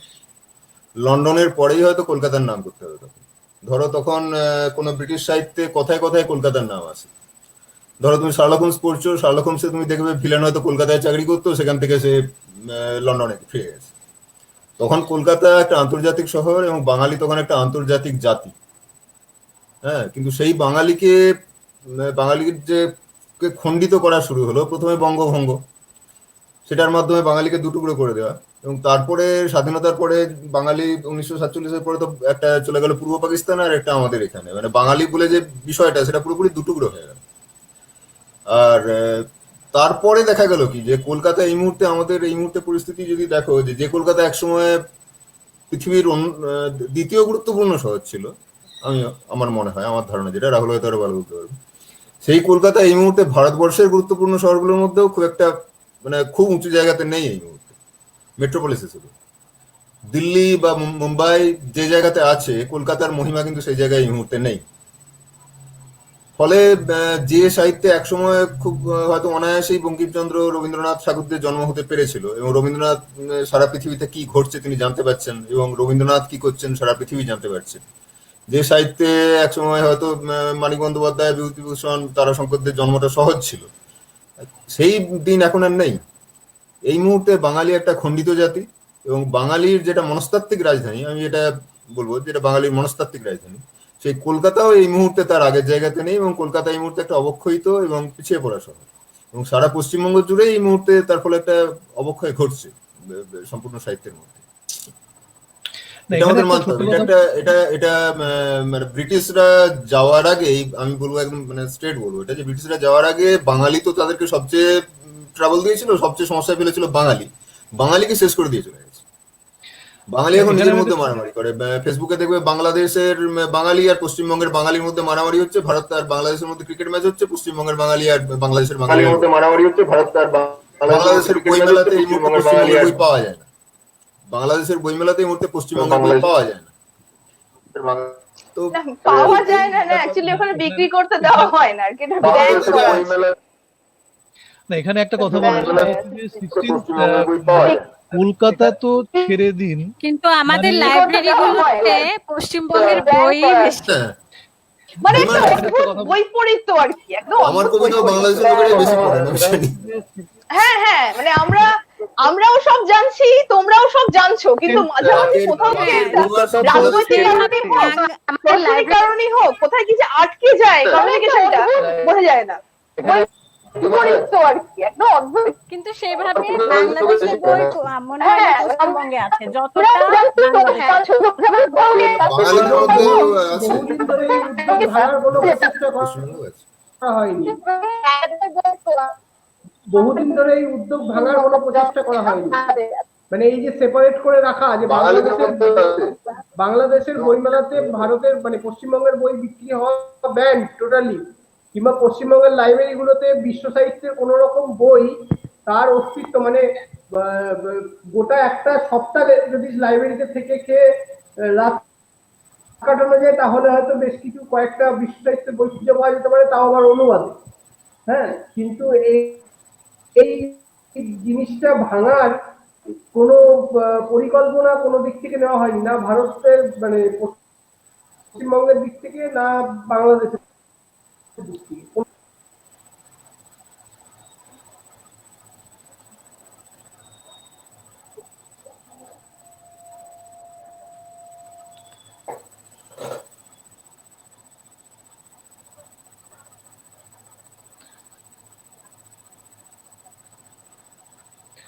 কি নেটওয়ার্কের কোনো সমস্যা হচ্ছে? মনে হয় আমি কিছু শুনতেই পাচ্ছি না, এটা কেউ শুনতে পাচ্ছি কিন্তু তাও বুঝতে পারছি না। শুভদীপ কিছু এখন বলছিল, শোনা যাচ্ছে, লাস্ট ওই একটু সমস্যা হয়েছে। এই উদ্যোগ নেওয়া যায়নি এই অবধি আমি শুনেছিলাম, তারপর আর কিছু বলেছে কিনা আমি বুঝতে পারিনি। যে ও যেটা বললো, যেটুকুনি আমি শুনতে পেলাম, যে এই যে একটা সারা রাত ধরে কাটালো একটা লাইব্রেরিতে, দু একটা বই পাওয়া যায় তা অনুবাদে, এই একটা পর্যায়ে কাটানোর কোনো চেষ্টাই করা হয়নি, এটা ও বলছিল। শোনা যাচ্ছে, একটু সমস্যা হয়েছে অবধি আমি শুনেছিলাম, তারপর যে এই যে একটা সারা রাত ধরে এই একটা পর্যায়ে কাটানোর কোনো চেষ্টাই করা হয়নি।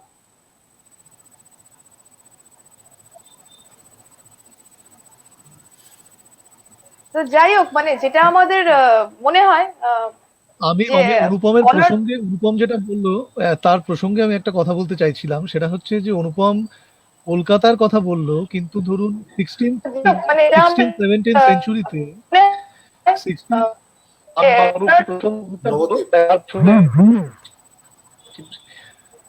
16-17 সেঞ্চুরিতে মানে মুর্শিদাবাদ শহরের তুলনায় তখনকার দিনে যে সমস্ত মানে ডকুমেন্টস, সেখান থেকে দেখা যায় যে মুর্শিদাবাদ শহরের তুলনায় লন্ডন শহর ছিল একটা গ্রাম। 16-17 সেঞ্চুরিতে মুর্শিদাবাদের, আচ্ছা এবার এবার এবার কথা হচ্ছে যে সেইখানে ধরুন ইন্ডাস্ট্রিয়াল রেভলিউশনের পরে আজকে রাতারাতি লন্ডনকে তা কি করে দিল, আর কি অবস্থা মানে অন্যদিকে কলোনাইজড যে জায়গাগুলো তাদের কি অবস্থা হলো, যখন বালজা করেছি, যখন ডিকেন্স করেছি। শোনা যাচ্ছে কি? কথা কি শোনা যাচ্ছে? কথা কি শোনা যাচ্ছে?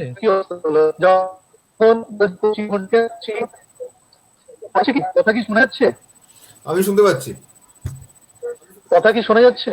হ্যাঁ, শোনা যাচ্ছে। তো যেটা বলতে চাইছিলাম যে এই যে ধরুন ডিকেন্সের লেখা বা বালজাকের লেখা, পৃথিবীর শ্রেষ্ঠ লেখকদের লেখায় কিন্তু কলকাতা এবং বাংলার নাম বারবার করে এসছে, কারণ তখন আজকে নেটের খুব প্রবলেম করছে, কখনো কথা শোনা যাচ্ছে, কখনো বলা যাচ্ছে, তো শ্রোতারা শুনতে পাচ্ছে না, এরকম। যে কলোনিয়াল যে ইন্ডিয়া, তার সঙ্গে কিন্তু সারা পৃথিবীর একটা যোগাযোগ ছিল, যে কোনো কারণেই হোক সেই যোগাযোগ কিন্তু এখন অনেকটাই বিচ্ছিন্ন হয়ে গেছে, এমনকি সারা ভারতের সঙ্গে।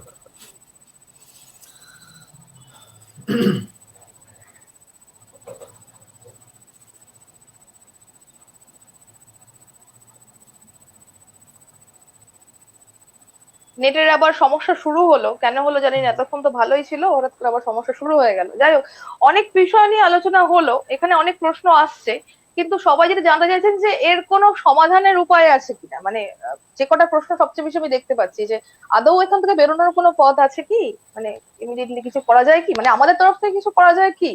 মানে এখন তো আমরা লেখালেখিতে আসছি, আমাদের অন্তত জানা দরকার, সামনে তো একটা কোনো টানেল দরকার, যেখান থেকে যদি এরকম অবস্থাতেই পড়ে থাকি তাহলে কি কোনোদিনই কি বিশ্ব সাহিত্যের সঙ্গে বাংলাকে বসানো যাবে না। কারণ একটা সময় ছিল যখন বাংলা বিশ্ব সাহিত্যে যেটা বলা হলো যে মূল স্রোতের অন্তর্গতই ছিল। যখন কলোনি তখন হয়তো না থাকলেও অত অস্বাভাবিক হতো না, কিন্তু যখন আফটার ইন্ডিপেন্ডেন্স, যখন আরো বেশি করে এই লিটারেচারটাকে আনার দরকার ছিল মানে ফোরফ্রন্টে, সেই সময় আমরা পিছিয়ে গেলাম। এটা খুব দুর্ভাগ্যজনক, কিন্তু তবুও একটা তো ওয়ে আউট দরকার যেখান থেকে দাঁড়িয়ে কিছু ভাবা যায় বা করা যায়।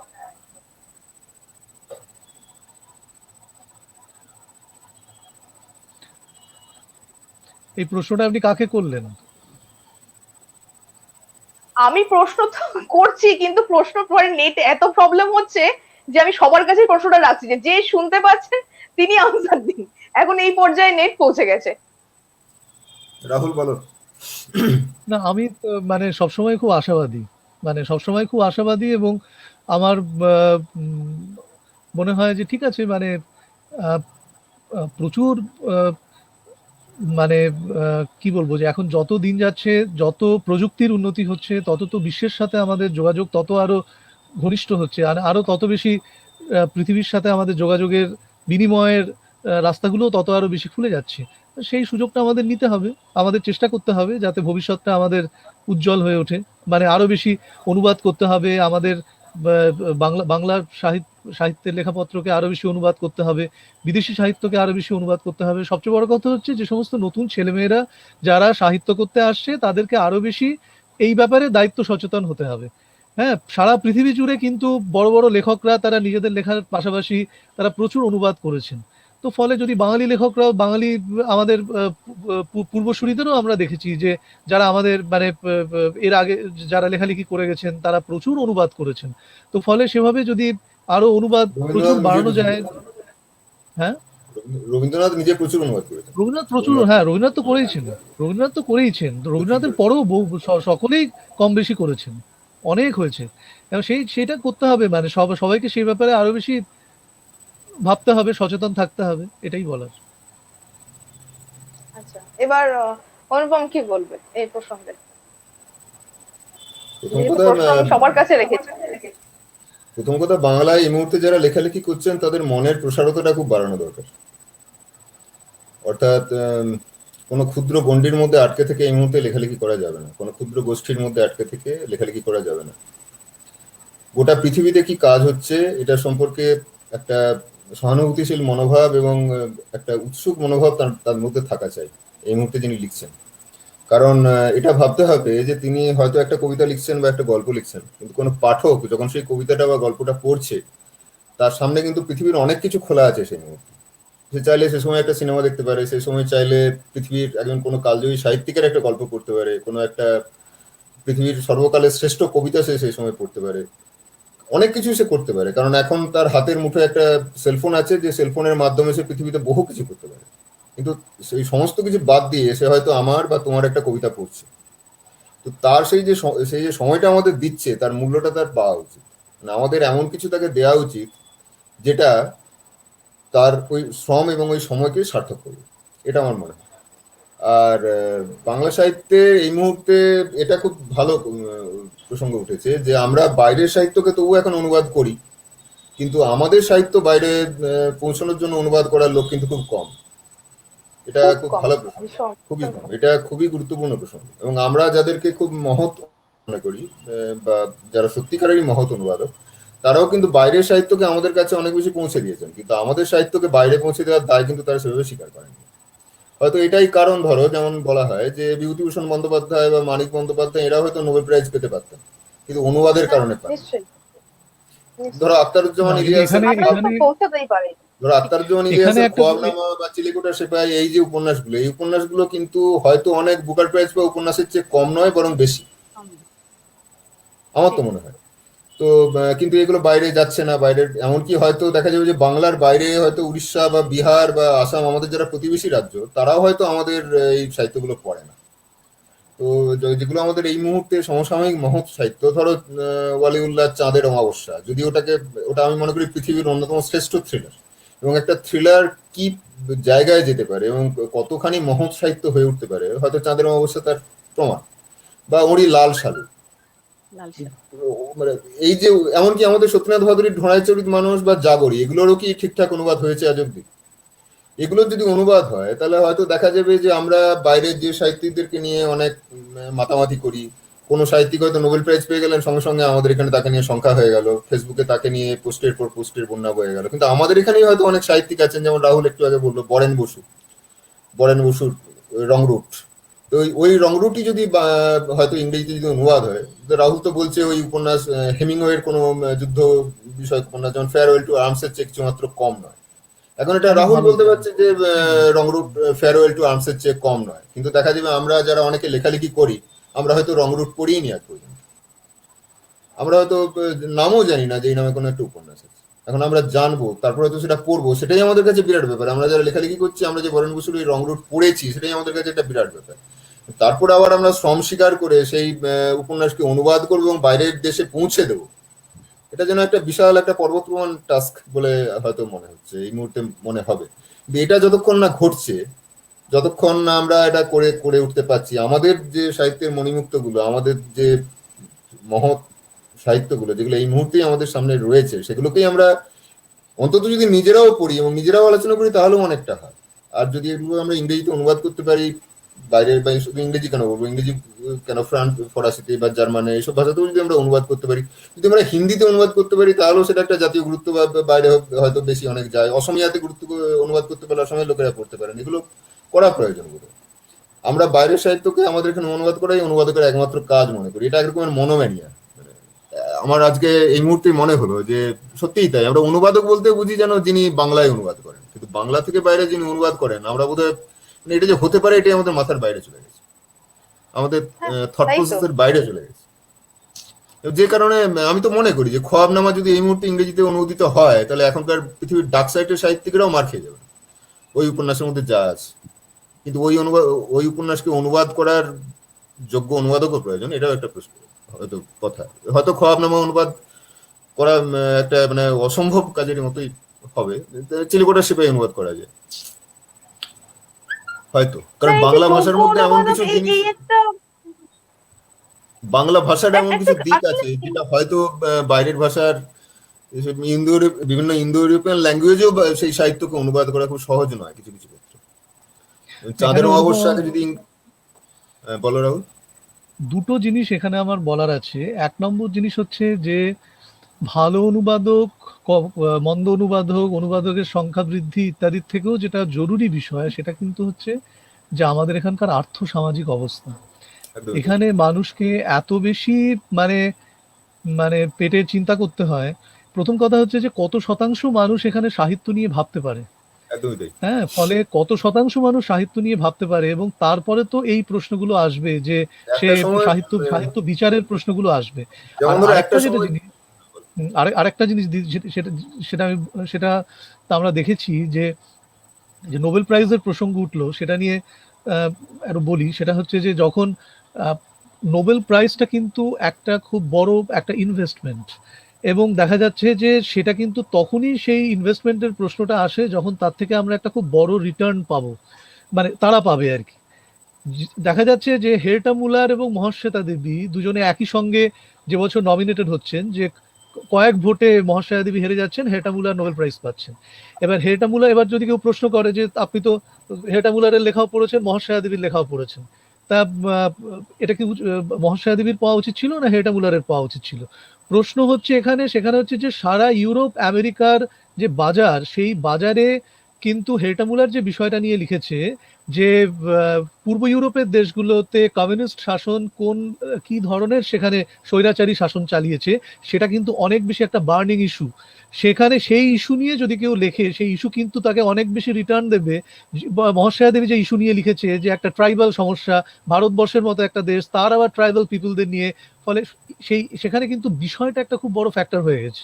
সুতরাং আমি মুখে একটা বলে দিলাম যে চাইলে বিভূতিভূষণ নোবেল প্রাইজ পেতো, মানিক নোবেল প্রাইজ পেতো, আখতারুজ্জামান নোবেল প্রাইজ পেতো, অত সহজ নয় ব্যাপারটা। এখানে বড় কথা হচ্ছে যে অরবিন্দ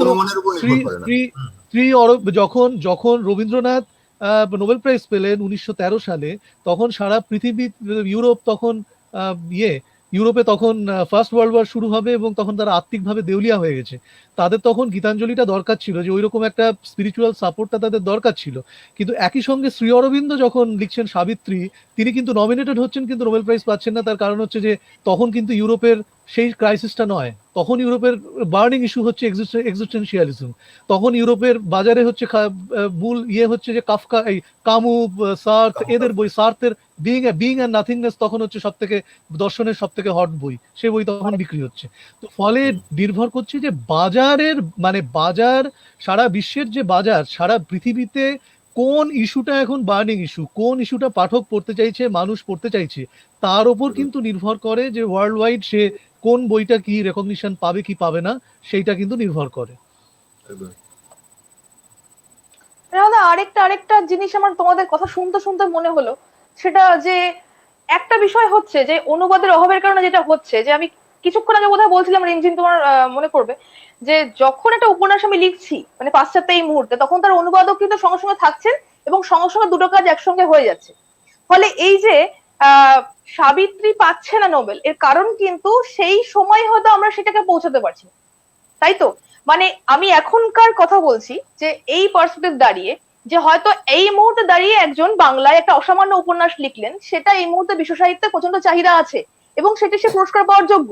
কিন্তু যখন আমরা সেটাকে পৌঁছাবো 20 বা 25 বছর বাদে, যদি বা সেটা পৌঁছাতে পারি, তখন আর তার কোনো রিলেভেন্স থাকছে না।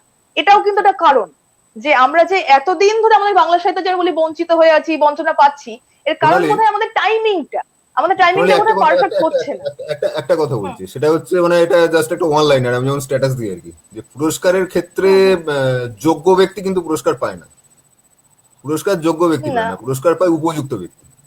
আমি একেবারে পুরস্কারের জায়গায় না যাই, আমার কথা হচ্ছে পুরস্কার কথা ভাবছি না, কিন্তু আমাদের লেখাপত্রগুলো আসলে পৌঁছাচ্ছে কিনা, আগে তো পৌঁছাতে হবে, একদম আগে মানুষের কাছে যেতে হবে।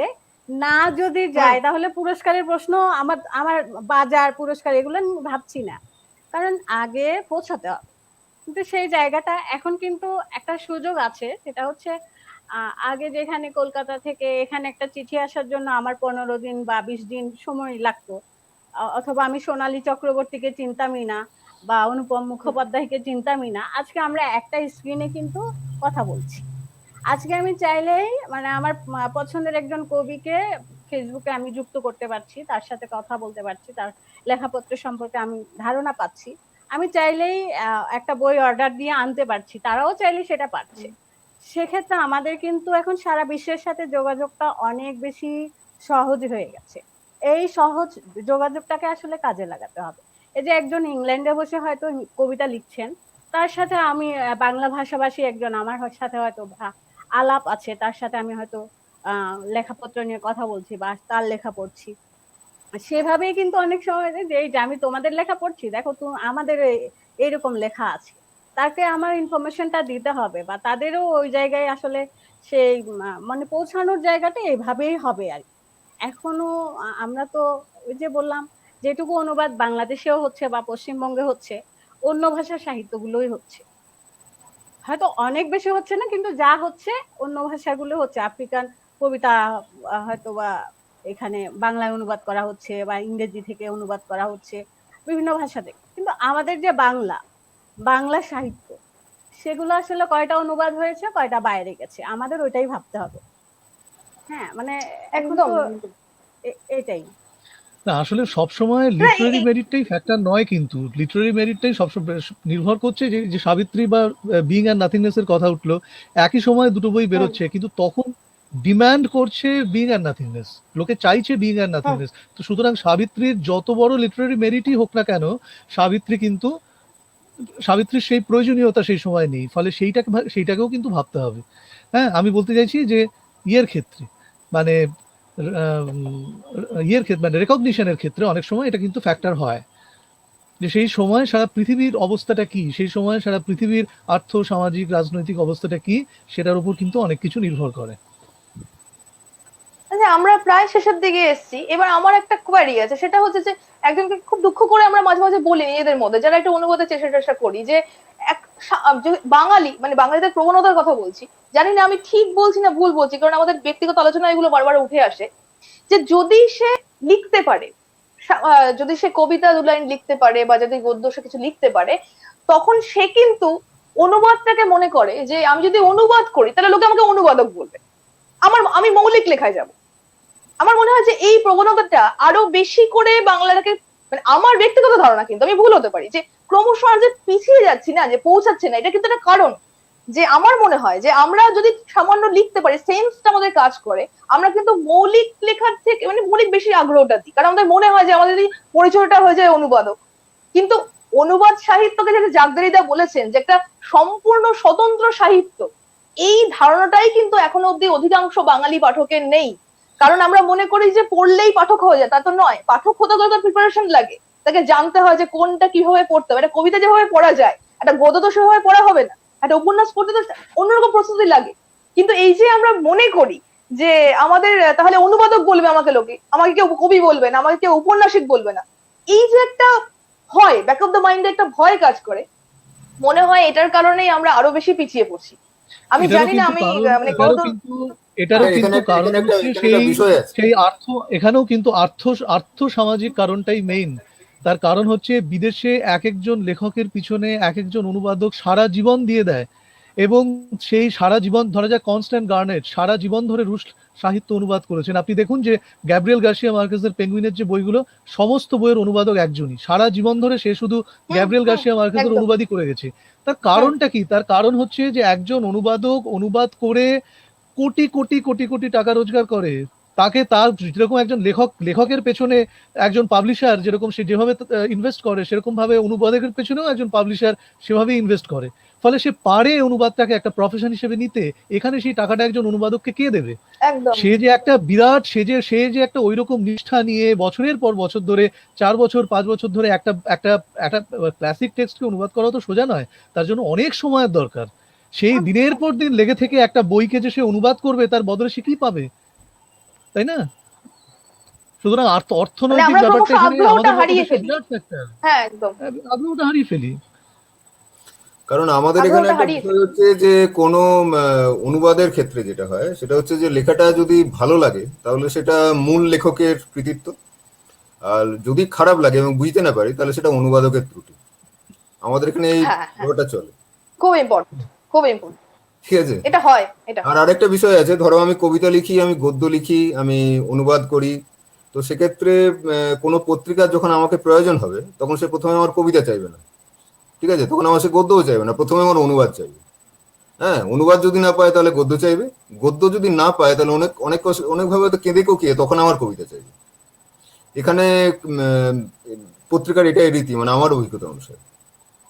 একজন কবি যদি গদ্য লিখতে থাকেন তাহলে ক্রমশ তার গদ্যের চাহিদা বেড়ে যায়, তখন আর চট করে কেউ তার কাছে কবিতা চায় না। তিনি কবিতা যত ভালোই লিখুন তখন কিন্তু গদ্যটাই হ্যাঁ, চায়, হ্যাঁ, কারণ ওতে পত্রিকার পাতা একদম, ভরাতে একদম। শুরু। এবং আমি নিজে অনুবাদ শুরু করেছিলাম, আমি ধীরে ধীরে অনুবাদ করা বন্ধ করে দিয়েছি, কারণ এই মানসিকতাটা আমি দেখেছি সম্পাদকদের মধ্যে, যে তখন তারা চাইবে না আমি অনুবাদ করি। এবং অনুবাদ যদি না একদম পান তাহলে অনুপমের গদ্য লাগবে, আর তারপর অনুপম যদি গদ্য না দেয় তাহলে ঠিক আছে, অনুপমকে ধরে রাখার জন্য অনুপমের কবিতাটা ছেপে দিই। না, এটা এটা খুব সত্যি ইম্পর্টেন্ট, যেটা রাহুল দা বললেন, যে যাতে তুমি এক্সটেন্ড করলে বলে অনেকটা ভরসা পেলাম। রিমঝিমও তো খুব ঘাড় নাড়ছে, মানে রিমঝিমও এগুলো সমর্থন করছে। রাহুল দা বলে যে মনিটারি ফ্যাক্টরটা কিন্তু ইম্পর্টেন্ট, যে তুমি যেটা বলছো না, যে প্রথমে একদিন অনুবাদ চাইবে, যদি না পায় তাহলে গদ্য, তারপর কবিতা। আমি তোমাকে ইকুয়ালি আরেকটা ডিসকোর্সের কথা বলতে পারি, যে আমরা মনে করি, যেটা রাহুল দা বললেন বলে আরো বেশি করে মনে হলো, যে অনুবাদটা একটা এমন বিষয়, ও তো বিনা পয়সায় করে দেওয়া যায়। এটা একটা থ্যাঙ্কলেস জব, একজন আমাকে এটা পুরোপুরি আমাকে থ্যাঙ্কলেস একটা জব। উপন্যাস করতে বলছেন, তিনি নামই সাহিত্যিক, কিন্তু তার তো একটা মাথায় রাখতে হবে যে আমি আমার পড়াশোনা দিয়ে, আমার পরিশ্রম দিয়ে, আমার সামর্থ্য দিয়ে আমি একটা অনুবাদ করব, তার জন্য তার আগে আমার সঙ্গে একটা ফিনান্সিয়াল টার্মে আসতে হবে। যদি আরে আমি এটা financial বলি term এ, তাহলে সেক্ষেত্রে ধরো, মানে আমি ব্যাড, মানে সোনালি, এটা খুব অপরাধ করে ফেলেছি এরকম একটা বিষয়। অনুবাদটা করার পর অনেক সময় ঘটে হয়তো কোনো ভালো পত্রিকা, খুবই প্রতিষ্ঠিত এবং শক্তিশালী পত্রিকা, কিন্তু দেখা যাবে যে লেখাটা যে আমি অনুবাদ করলাম, উপরে লেখার নাম, তারপরে হয়তো লেখকের নাম, আমার নাম হয়তো নেই, দেখা যাবে লেখার শেষে আমার নাম আছে অনুবাদক হিসেবে। হ্যাঁ, হ্যাঁ, তাও অনেক সময় থাকে না, তাও অনেক সময় থাকে না। এটা আমি দেখেছি, লেখার শেষে থাকে আমার না। নাম থাকে। মানে এরকম আমি দেখেছি যে আমার অনুবাদ অনুবাদটা যে আমি করছি এটা কিন্তু আমার নিজের আনন্দে আমি করছি, এটা সব ক্ষেত্রে নয়। আমি হয়তো আমার সাহিত্যের প্রতি দায়বদ্ধতার কারণে করছি, কাজে আমি কিছু রেসপেক্ট অন্তত আশা করব যে অনুবাদক হিসেবে। আর সবচেয়ে বড় কথা, মানে আমার ক্রিয়েটিভিটিটাকে অস্বীকার করা হয় এখানে। যখন একজন অনুবাদ করতে থাকেন তখন এটা ধরে নেওয়া হয় তার কোনো ক্রিয়েটিভ কোনো দিকই নেই। যেমন যে একদম একটা তাই, লোক গদ্য লিখতে শুরু একদম করে তাই। দিলে তার সে গদ্য লিখতে পারে, সে বড় গদ্যকার, সে আর সে যে কবিতাও লিখতে পারে এটা বিশ্বাসই করে না। অথচ রবীন্দ্রনাথ নিজে মানে একদম সব্যসাচী লেখকের মতন কবিতাও লিখেছেন বিশ্বমানের, গদ্যও লিখেছেন বিশ্বমানের। এটা এখানে হয় না, কিন্তু একজন হয় কবি না হলে গদ্যকার, যে কোনো একটা স্ট্যাম্প লাগে। এটা আমাদের এখানে খুব বড় সমস্যা। মানে আমি যেমন আমি আমি বলতে ব্যক্তিগত পারি অভিজ্ঞতা শেয়ার করলাম। আমার সঙ্গে ইনবক্সে যত লোক কথা বলে তার মধ্যে বেশিরভাগ কথা বলে বাকের সম্পাদক হিসেবে, তারপরে হয়তো গদ্যকার হিসেবে, তারপরে কবি হিসেবে। খুব সত্যি কথা, খুব সত্যি কথা। মানে এটা এই এই ব্যক্তিগত অভিজ্ঞতাই বলছি যে কি অনায়াসে বলে দেওয়া যায় যে এই এই কটা এই উপন্যাসটা করে দিও বা এটা করে দিও, যেটা খুব দুঃখ নেই। আমি শুরু করেছিলাম, যেটা অনুভব অনেক বেশি ভালো বলতে পারবো, অনেকদিন এই জগতের মধ্যে আছে, আমি খুব সামান্য দিন তবুও শুরু করেছিলাম, কিন্তু এখন সত্যি আর কোনো ইন্টারেস্ট পাই না। ওই ঘুরে ফিরে আর্থসামাজিক ব্যাপারে চলে আসে। আমি যে আমার এত আমাদের পরিশ্রম দিয়ে সাহিত্যের এত মনোযোগ ক্ষেত্রে দিয়ে একটা কবিতাকে দাঁড় রাহুলের করাবো, আমি স্বীকৃতিও সেরকম পাবো না, আর অর্থের তো ব্যাপারই আসে না, মানে কোনো টার্মই আসে না যে এটা কোনো স্বীকৃতির ব্যাপার। আর এরকম অভিজ্ঞতা আমার হয়েছে যে আমি অনুবাদ করে দিয়েছি, তিনি ইন্টারন্যাশনাল লিটারারি ফেস্টে পড়ছেন, সেখানে অনুবাদকের নামটুকুনি পর্যন্ত উল্লেখ নেই, আমি সে ভিডিও দেখছি হাঁ করে বসে আছি। মানে না, রাহুলও বলেছে ভাষান্তর আর অনুবাদে যে পার্থক্য রাহুলও বলেছে পাওয়া যায় না। তুমিও এই মুহূর্তে বলছো যে আর্থসামাজিক পরিকাঠামো আমাদের সাহিত্যের ক্ষেত্রে যে কোনো লিটারারি টার্মের থেকে গুরুত্বপূর্ণ হচ্ছে সামাজিক পরিকাঠামো। আমাদের সাহিত্যের পাঠক কারা, সেটা একটা বিরাট প্রশ্ন। ধরো আমার তো যেটা ব্যক্তিগতভাবে এই মুহূর্তে মনে হয় যে ব্রিটিশরা আমাদের এখানে আসার আগে বাংলা সাহিত্যের একটা সমাজের সর্বস্তরে একটা ব্যাপার ছিল। হ্যাঁ, কিন্তু এই মুহূর্তে ব্রিটিশ আমলে আমাদের সাহিত্যটা পুরোপুরি লেখা হতো মধ্যবিত্ত শ্রেণীকে লক্ষ্য করে। উচ্চ মধ্যবিত্ত, প্রপার মধ্যবিত্ত, নিম্ন মধ্যবিত্ত, কিন্তু নিম্নবিত্ত শ্রেণীর তখন আর সাহিত্য পড়ে না। মানে আমার মনে হয় না যারা সমাজের নিম্নবিত্ত শ্রেণীর মানুষ তারা তখন রবীন্দ্রনাথ পড়তেন বা শরৎচন্দ্র পড়তেন, এটা হয়তো নয়। তো এই মুহূর্তে আমাদের পশ্চিমবঙ্গে এই মধ্যবিত্ত শ্রেণীটাই পুরোপুরি অবক্ষিত জায়গায় চলে গেছে। এটা একটা বিশাল ব্যাপার। এবং একজন তুমি তো একটা স্কুলে হয়তো চাকরি করো, বা যাই হোক আমরা যারা চাকরি করি আমরা জানি আমাদের যারা সহকর্মী আছেন বা যারা আছেন বা যারা আমাদের পরিচিত বা আমাদের সমপেশায় যারা আছেন, তাদের মধ্যে কতজন এই মুহূর্তে সাহিত্যের বই কেনেন?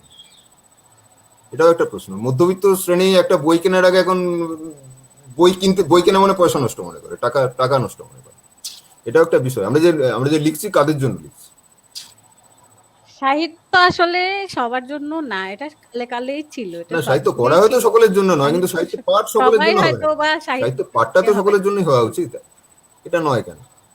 এটা মানে আমাদের স্বীকৃতি বলতে আমরা সবসময় তো পুরস্কার বা অন্য কিছু ধরছি না। স্বীকৃতি বলতে একটা সামান্য যে একটা লিটল ম্যাগেও যদি আমি লিখি, তিনি যদি আমাকে সৌজন্য সংখ্যাও দিতে অস্বীকার করেন, তাহলে কি মনে হয় যে দেখো বইগুলো যে ভ্যানে গিয়েছে ফেয়ারে পৌঁছাতে, ভ্যানওয়ালাকেও কিন্তু টাকা দিতে হয়েছে, কিন্তু একমাত্র বঞ্চিত থেকেছে যারা ওই ম্যাপটার মধ্যে লিখেছে সে। এই একটা অদ্ভুত জিনিস। এটা এটা এই রহস্য আমি আজ অব্দি বুঝতে পারলাম না, কিন্তু এটা কিন্তু ঘটে। মানে আমি একার ক্ষেত্রে বলছি না, বহু লোককে আমি একটা পত্রিকা যখন বেরোয় সকলেই টাকা পায়, কিন্তু সবচেয়ে বেশি পরিশ্রম যারা ওই পত্রিকাটার জন্য করেছেন, যারা লিখেছেন রাত জেগে অনেক কষ্ট হ্যাঁ করে পরিশ্রম করে যারা লিখেছেন, তারা কিন্তু তাদের টাকার কথা বলা যাবে না। টাকার কথা বলাটা একটা মানে জাস্ট বলাই যায় না, প্রশ্নটাই ওঠে। হ্যাঁ, বলাই যায় না, বলাই যায় না। এবং যাই বাণিজ্যিক হোক, শব্দটা সাহিত্যের ক্ষেত্রে আমাদের এখানে একটা খুব কলঙ্কজনক শব্দ।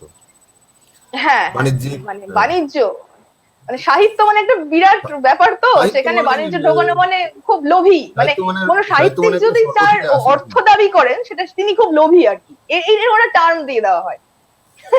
যাই হোক, একটা কথা এলো যে আজকে বিষয় ছিল তুলনামূলক সাহিত্য, সেখান থেকে অনুবাদ এলো, সেখান থেকে বাংলা সাহিত্যের অবস্থান এলো, আর সেসব দিয়ে আমরা যেখানে পৌঁছালাম, তাতে একটা জিনিস মনে হচ্ছে যে বাংলা সাহিত্যকে এই মুহূর্তে যদি সত্যি আমরা বাঁচাতে চাই, বাঁচানোর আমরা কি সে তো সময় নির্ভর করবে, কিন্তু তবুও কিছু তো টেকনিক্যাল ডিভাইস লাগে যে কোনো কিছুকেই।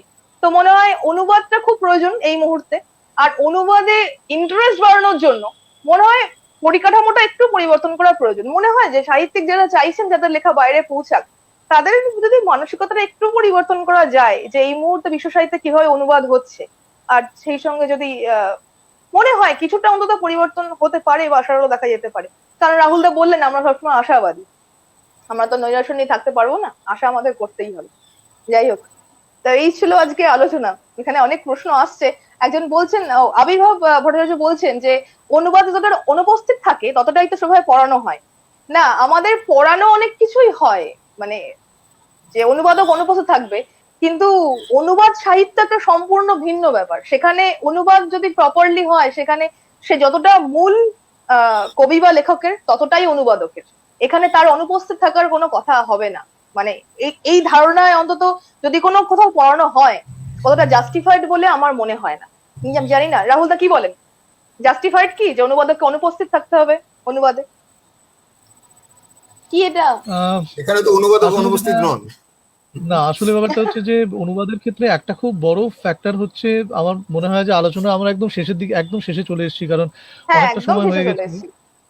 কিন্তু ওই এখানে একটাই কথা বলার, সেটা হচ্ছে যে ধরুন কোনো একজন লেখকের অনুবাদ যখন কেউ করে, তখন নিশ্চয়ই একটা ওয়েব লেংথে কোথাও একটা মিল থাকতে হয়, যে কোথাও মানে ধরুন একজনের ভাষা ভীষণ ফাস্ট, আর একজন অনুবাদক তিনি নিজে খুব স্লো ভাষা লেখেন, তিনি চিন্তা করেন খুব মানে আস্তে আস্তে, তার ভাষাটাও ভীষণ আস্তে আস্তে এগোয়। আমি কথার কথা বলছি যে প্রথম কথা তো ভাষার উপর দক্ষতা থাকাটা খুব জরুরি, কিন্তু সব থেকে বেশি জরুরি হচ্ছে যে আমি যার অনুবাদ করছি তার অনুবাদ করার আমি উপযুক্ত কিনা, এইটা আগে নিজের কাছে পরিষ্কার থাকা দরকার। এবং এটা সেই নিজের যে যথার্থ সেটা আমি পৌঁছে দিতে পারছি কিনা, সেটাও একটা বড় ব্যাপার। হ্যাঁ, মানে যিনি তলস্তয়ের অনুবাদ করেন তিনি কিন্তু গার্সিয়া মার্কেস করতে পারবেন না, যিনি গার্সিয়া মার্কেসের অনুবাদ করেন তিনি তলস্তয় করতে পারবেন না। করতে পারেন, কিন্তু সেক্ষেত্রে অনুবাদটা কিন্তু সফল হবে না। অনুবাদের সাফল্য নির্ভর করছে একটা ওয়েভ লেংথের উপরে, যে লেখক লিখছেন এবং যিনি তার অনুবাদ করছেন তাদের মধ্যে ওয়েভ লেংথের একটা জিনিস। আমি একটা উদাহরণ দিচ্ছি, ধরুন যে শ্রী অরবিন্দের যে গ্লোরিয়াস ইংরেজি, মানে তার যে অনুবাদ বাংলায়, সেগুলো আপনি পড়তে পারবেন না, এত খারাপ সেই বাংলা। তার কারণ হচ্ছে সেখানে কিন্তু অনুবাদকের কোনো যোগ্যতার ব্যাপার নেই, সেখানে অনুবাদকের ভক্তিটাই ফ্যাক্টর। যে শ্রী অরবিন্দ করেছেন, তার প্রতি বিপুল একটা ভক্তি থেকে হয়তো 10 জনে তার 10টা কবিতা হয়তো অনুবাদ করে দিল, কিন্তু তাতে অনুবাদটা হচ্ছে না সেখানে। কিন্তু যেখানে ওয়েভ লেংথের মিল আছে, হ্যাঁ, পেশাদার অনুবাদকরা এটা বোঝে যে আমি কাটটা করবো আর কাটটা করবো না, সেটাই তাদের পেশা, সেটাই তখন কিন্তু কাজটা অনেক সফলভাবে হয়। আরেকটা বিষয়, যেটা অনুবাদক, যেটা শুধুমাত্র টেক্সটাই তো অনুবাদ করা যায় না। মানে যার অনুবাদ করছি আমাকে তাকে তো জানতে হবে। মানে যেটা মনটা, হয় যে ওই সাইকোলজিটা খুব একটা ইম্পর্টেন্ট। অনুরোধের ফলে অনুবাদ করে দেওয়া। সাইকোলজিটা খুব ইম্পর্টেন্ট, যে সাইকোলজিক্যালি কোথাও খুব একটা খুব ইম্পর্টেন্ট। ওয়েভলেংথের মধ্যে কোথাও একটা মিল থাকতে হয় আর কি। না, ভাষা থেকে বলো, আরেকটা একদম শেষ ভাষা, দিকে চলে এসেছি। হ্যাঁ, মানে ভাষান্তর হয়তো করা যায়, ভাষান্তর করাটা হ্যাঁ, খুব ইজি আর কি। ইংরেজি থেকে বাংলা করে দিলাম, লাইন বাই লাইন হয়ে গেল। এটা কিন্তু না, ব্যাপারটা বোধের একটা জায়গা আছে। না, আসলে লেখক কি বলতে চেয়েছেন, লেখককে আসলে ধরতে হবে, তার মনস্তত্ত্ব ধরতে হবে। হ্যাঁ, সাহিত্য, সাহিত্যের সেই সাহিত্য মানটা আসলে থাকা লাগে। সেই জন্য ভাষাটাকে তো বেশ ভালোভাবে জানতে হয়, এবং এরকম পরিশীলিত মনন বা সাহিত্য বোঝেন এমন কাউকেই আসলে এই কাজটা করতে হয়। একজন দেখা গেল উনি সাহিত্য করেন না, জাস্ট ইংরেজির ছাত্র, উনি ইংরেজি ভালো বোঝেন, কিন্তু উনি একটা ইংরেজি থেকে বাংলা অনুবাদ করলেন, হয় না সেটা। তো তিনি আসলে আদৌ তার পড়াশোনা, তার সাহিত্যের জায়গাটায় কতটুকু তার আসলে পারদর্শিতা আছে, সেটাও আসলে বুঝতে হয়। মানে বোধের জায়গাটা আসলে স্পর্শ করতে না পারলে লেখক যা করে গেছেন সেটা আমাদের কাছে আসলে পৌঁছাবে, মানে ছাঁকনি দিয়ে পড়ে যাবে। আপনি অত্যন্ত গুরুত্বপূর্ণ কথা হ্যাঁ, আমি বললেন এই কারণে বুঝতে যে পেরেছি। পৃথিবীর যারা মানে বড় বড় কবি, নাট্যকার, ঔপন্যাসিক, গল্পকার, তারা যে অনুবাদগুলো করেছে, আমরা দেখব যে একই সঙ্গে কিন্তু তারা সেই কারণেই অনুবাদ করেছে, তাদের লেখাই অনুবাদ করেছে যাদের লেখা তাদেরকে খুব গভীরভাবে প্রভাবিত করেছে। আপনি দেখবেন যে একজন কেউ হয়তো ব্রেস্ট অনুবাদ করেছে, কারণ ব্রেস্টের লেখা তাকে গভীরভাবে প্রভাবিত করেছে। আপনি দেখবেন কেউ হয়তো শেক্সপিয়ার অনুবাদ করেছে কিংবা ইবসেন অনুবাদ করেছে, তার কারণ শেক্সপিয়ার বা ইবসেন তাকে খুব গভীরভাবে প্রভাবিত করেছে। এই একটা এই জায়গাটা কিন্তু খুব ইম্পর্টেন্ট। আজকে গয়েটে তিনি কালিদাস পড়ে অভিভূত হয়ে গেছিলেন, এবং তিনি তার যখন ফাউস্ট লিখছেন, তখন ফাউস্টে তিনি কালিদাস থেকে নিয়ে, যেভাবে কালিদাসের নাটকগুলো শুরু হয় সেগুলো তো ইউরোপীয় নাটকে ছিল না, যে ওই নন্দীরা ইউরোপীয় নাটকে ছিল যে কোরাস, কিন্তু সেটা নয়, মানে একেবারে ভারতীয় নাটকের আঙ্গিকে তিনি শুরু করলেন ফাউস্ট। এই প্রভাবিত হওয়াটাও একটা খুব বড় ব্যাপার, যে জায়গাটা থেকে কিন্তু অনুবাদের আসল স্পিরিটটা আসে।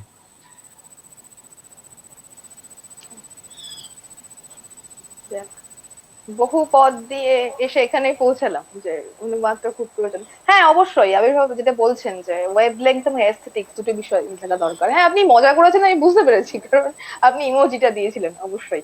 শুভঙ্কর দা বলছেন যে হ্যাঁ সত্যি যে অনুবাদ করেই বা কি লাভ, কারণ এখন তো কিছু পাওয়াই যায় না, মানে অনুবাদ যদি কেউ করেন সেই টেক্সট তো আর কেউ পড়ে না, সুতরাং হ্যাঁ এটা অবশ্যই যে পাঠকের অভাব হলে আর কি করে হবে, অবশ্যই।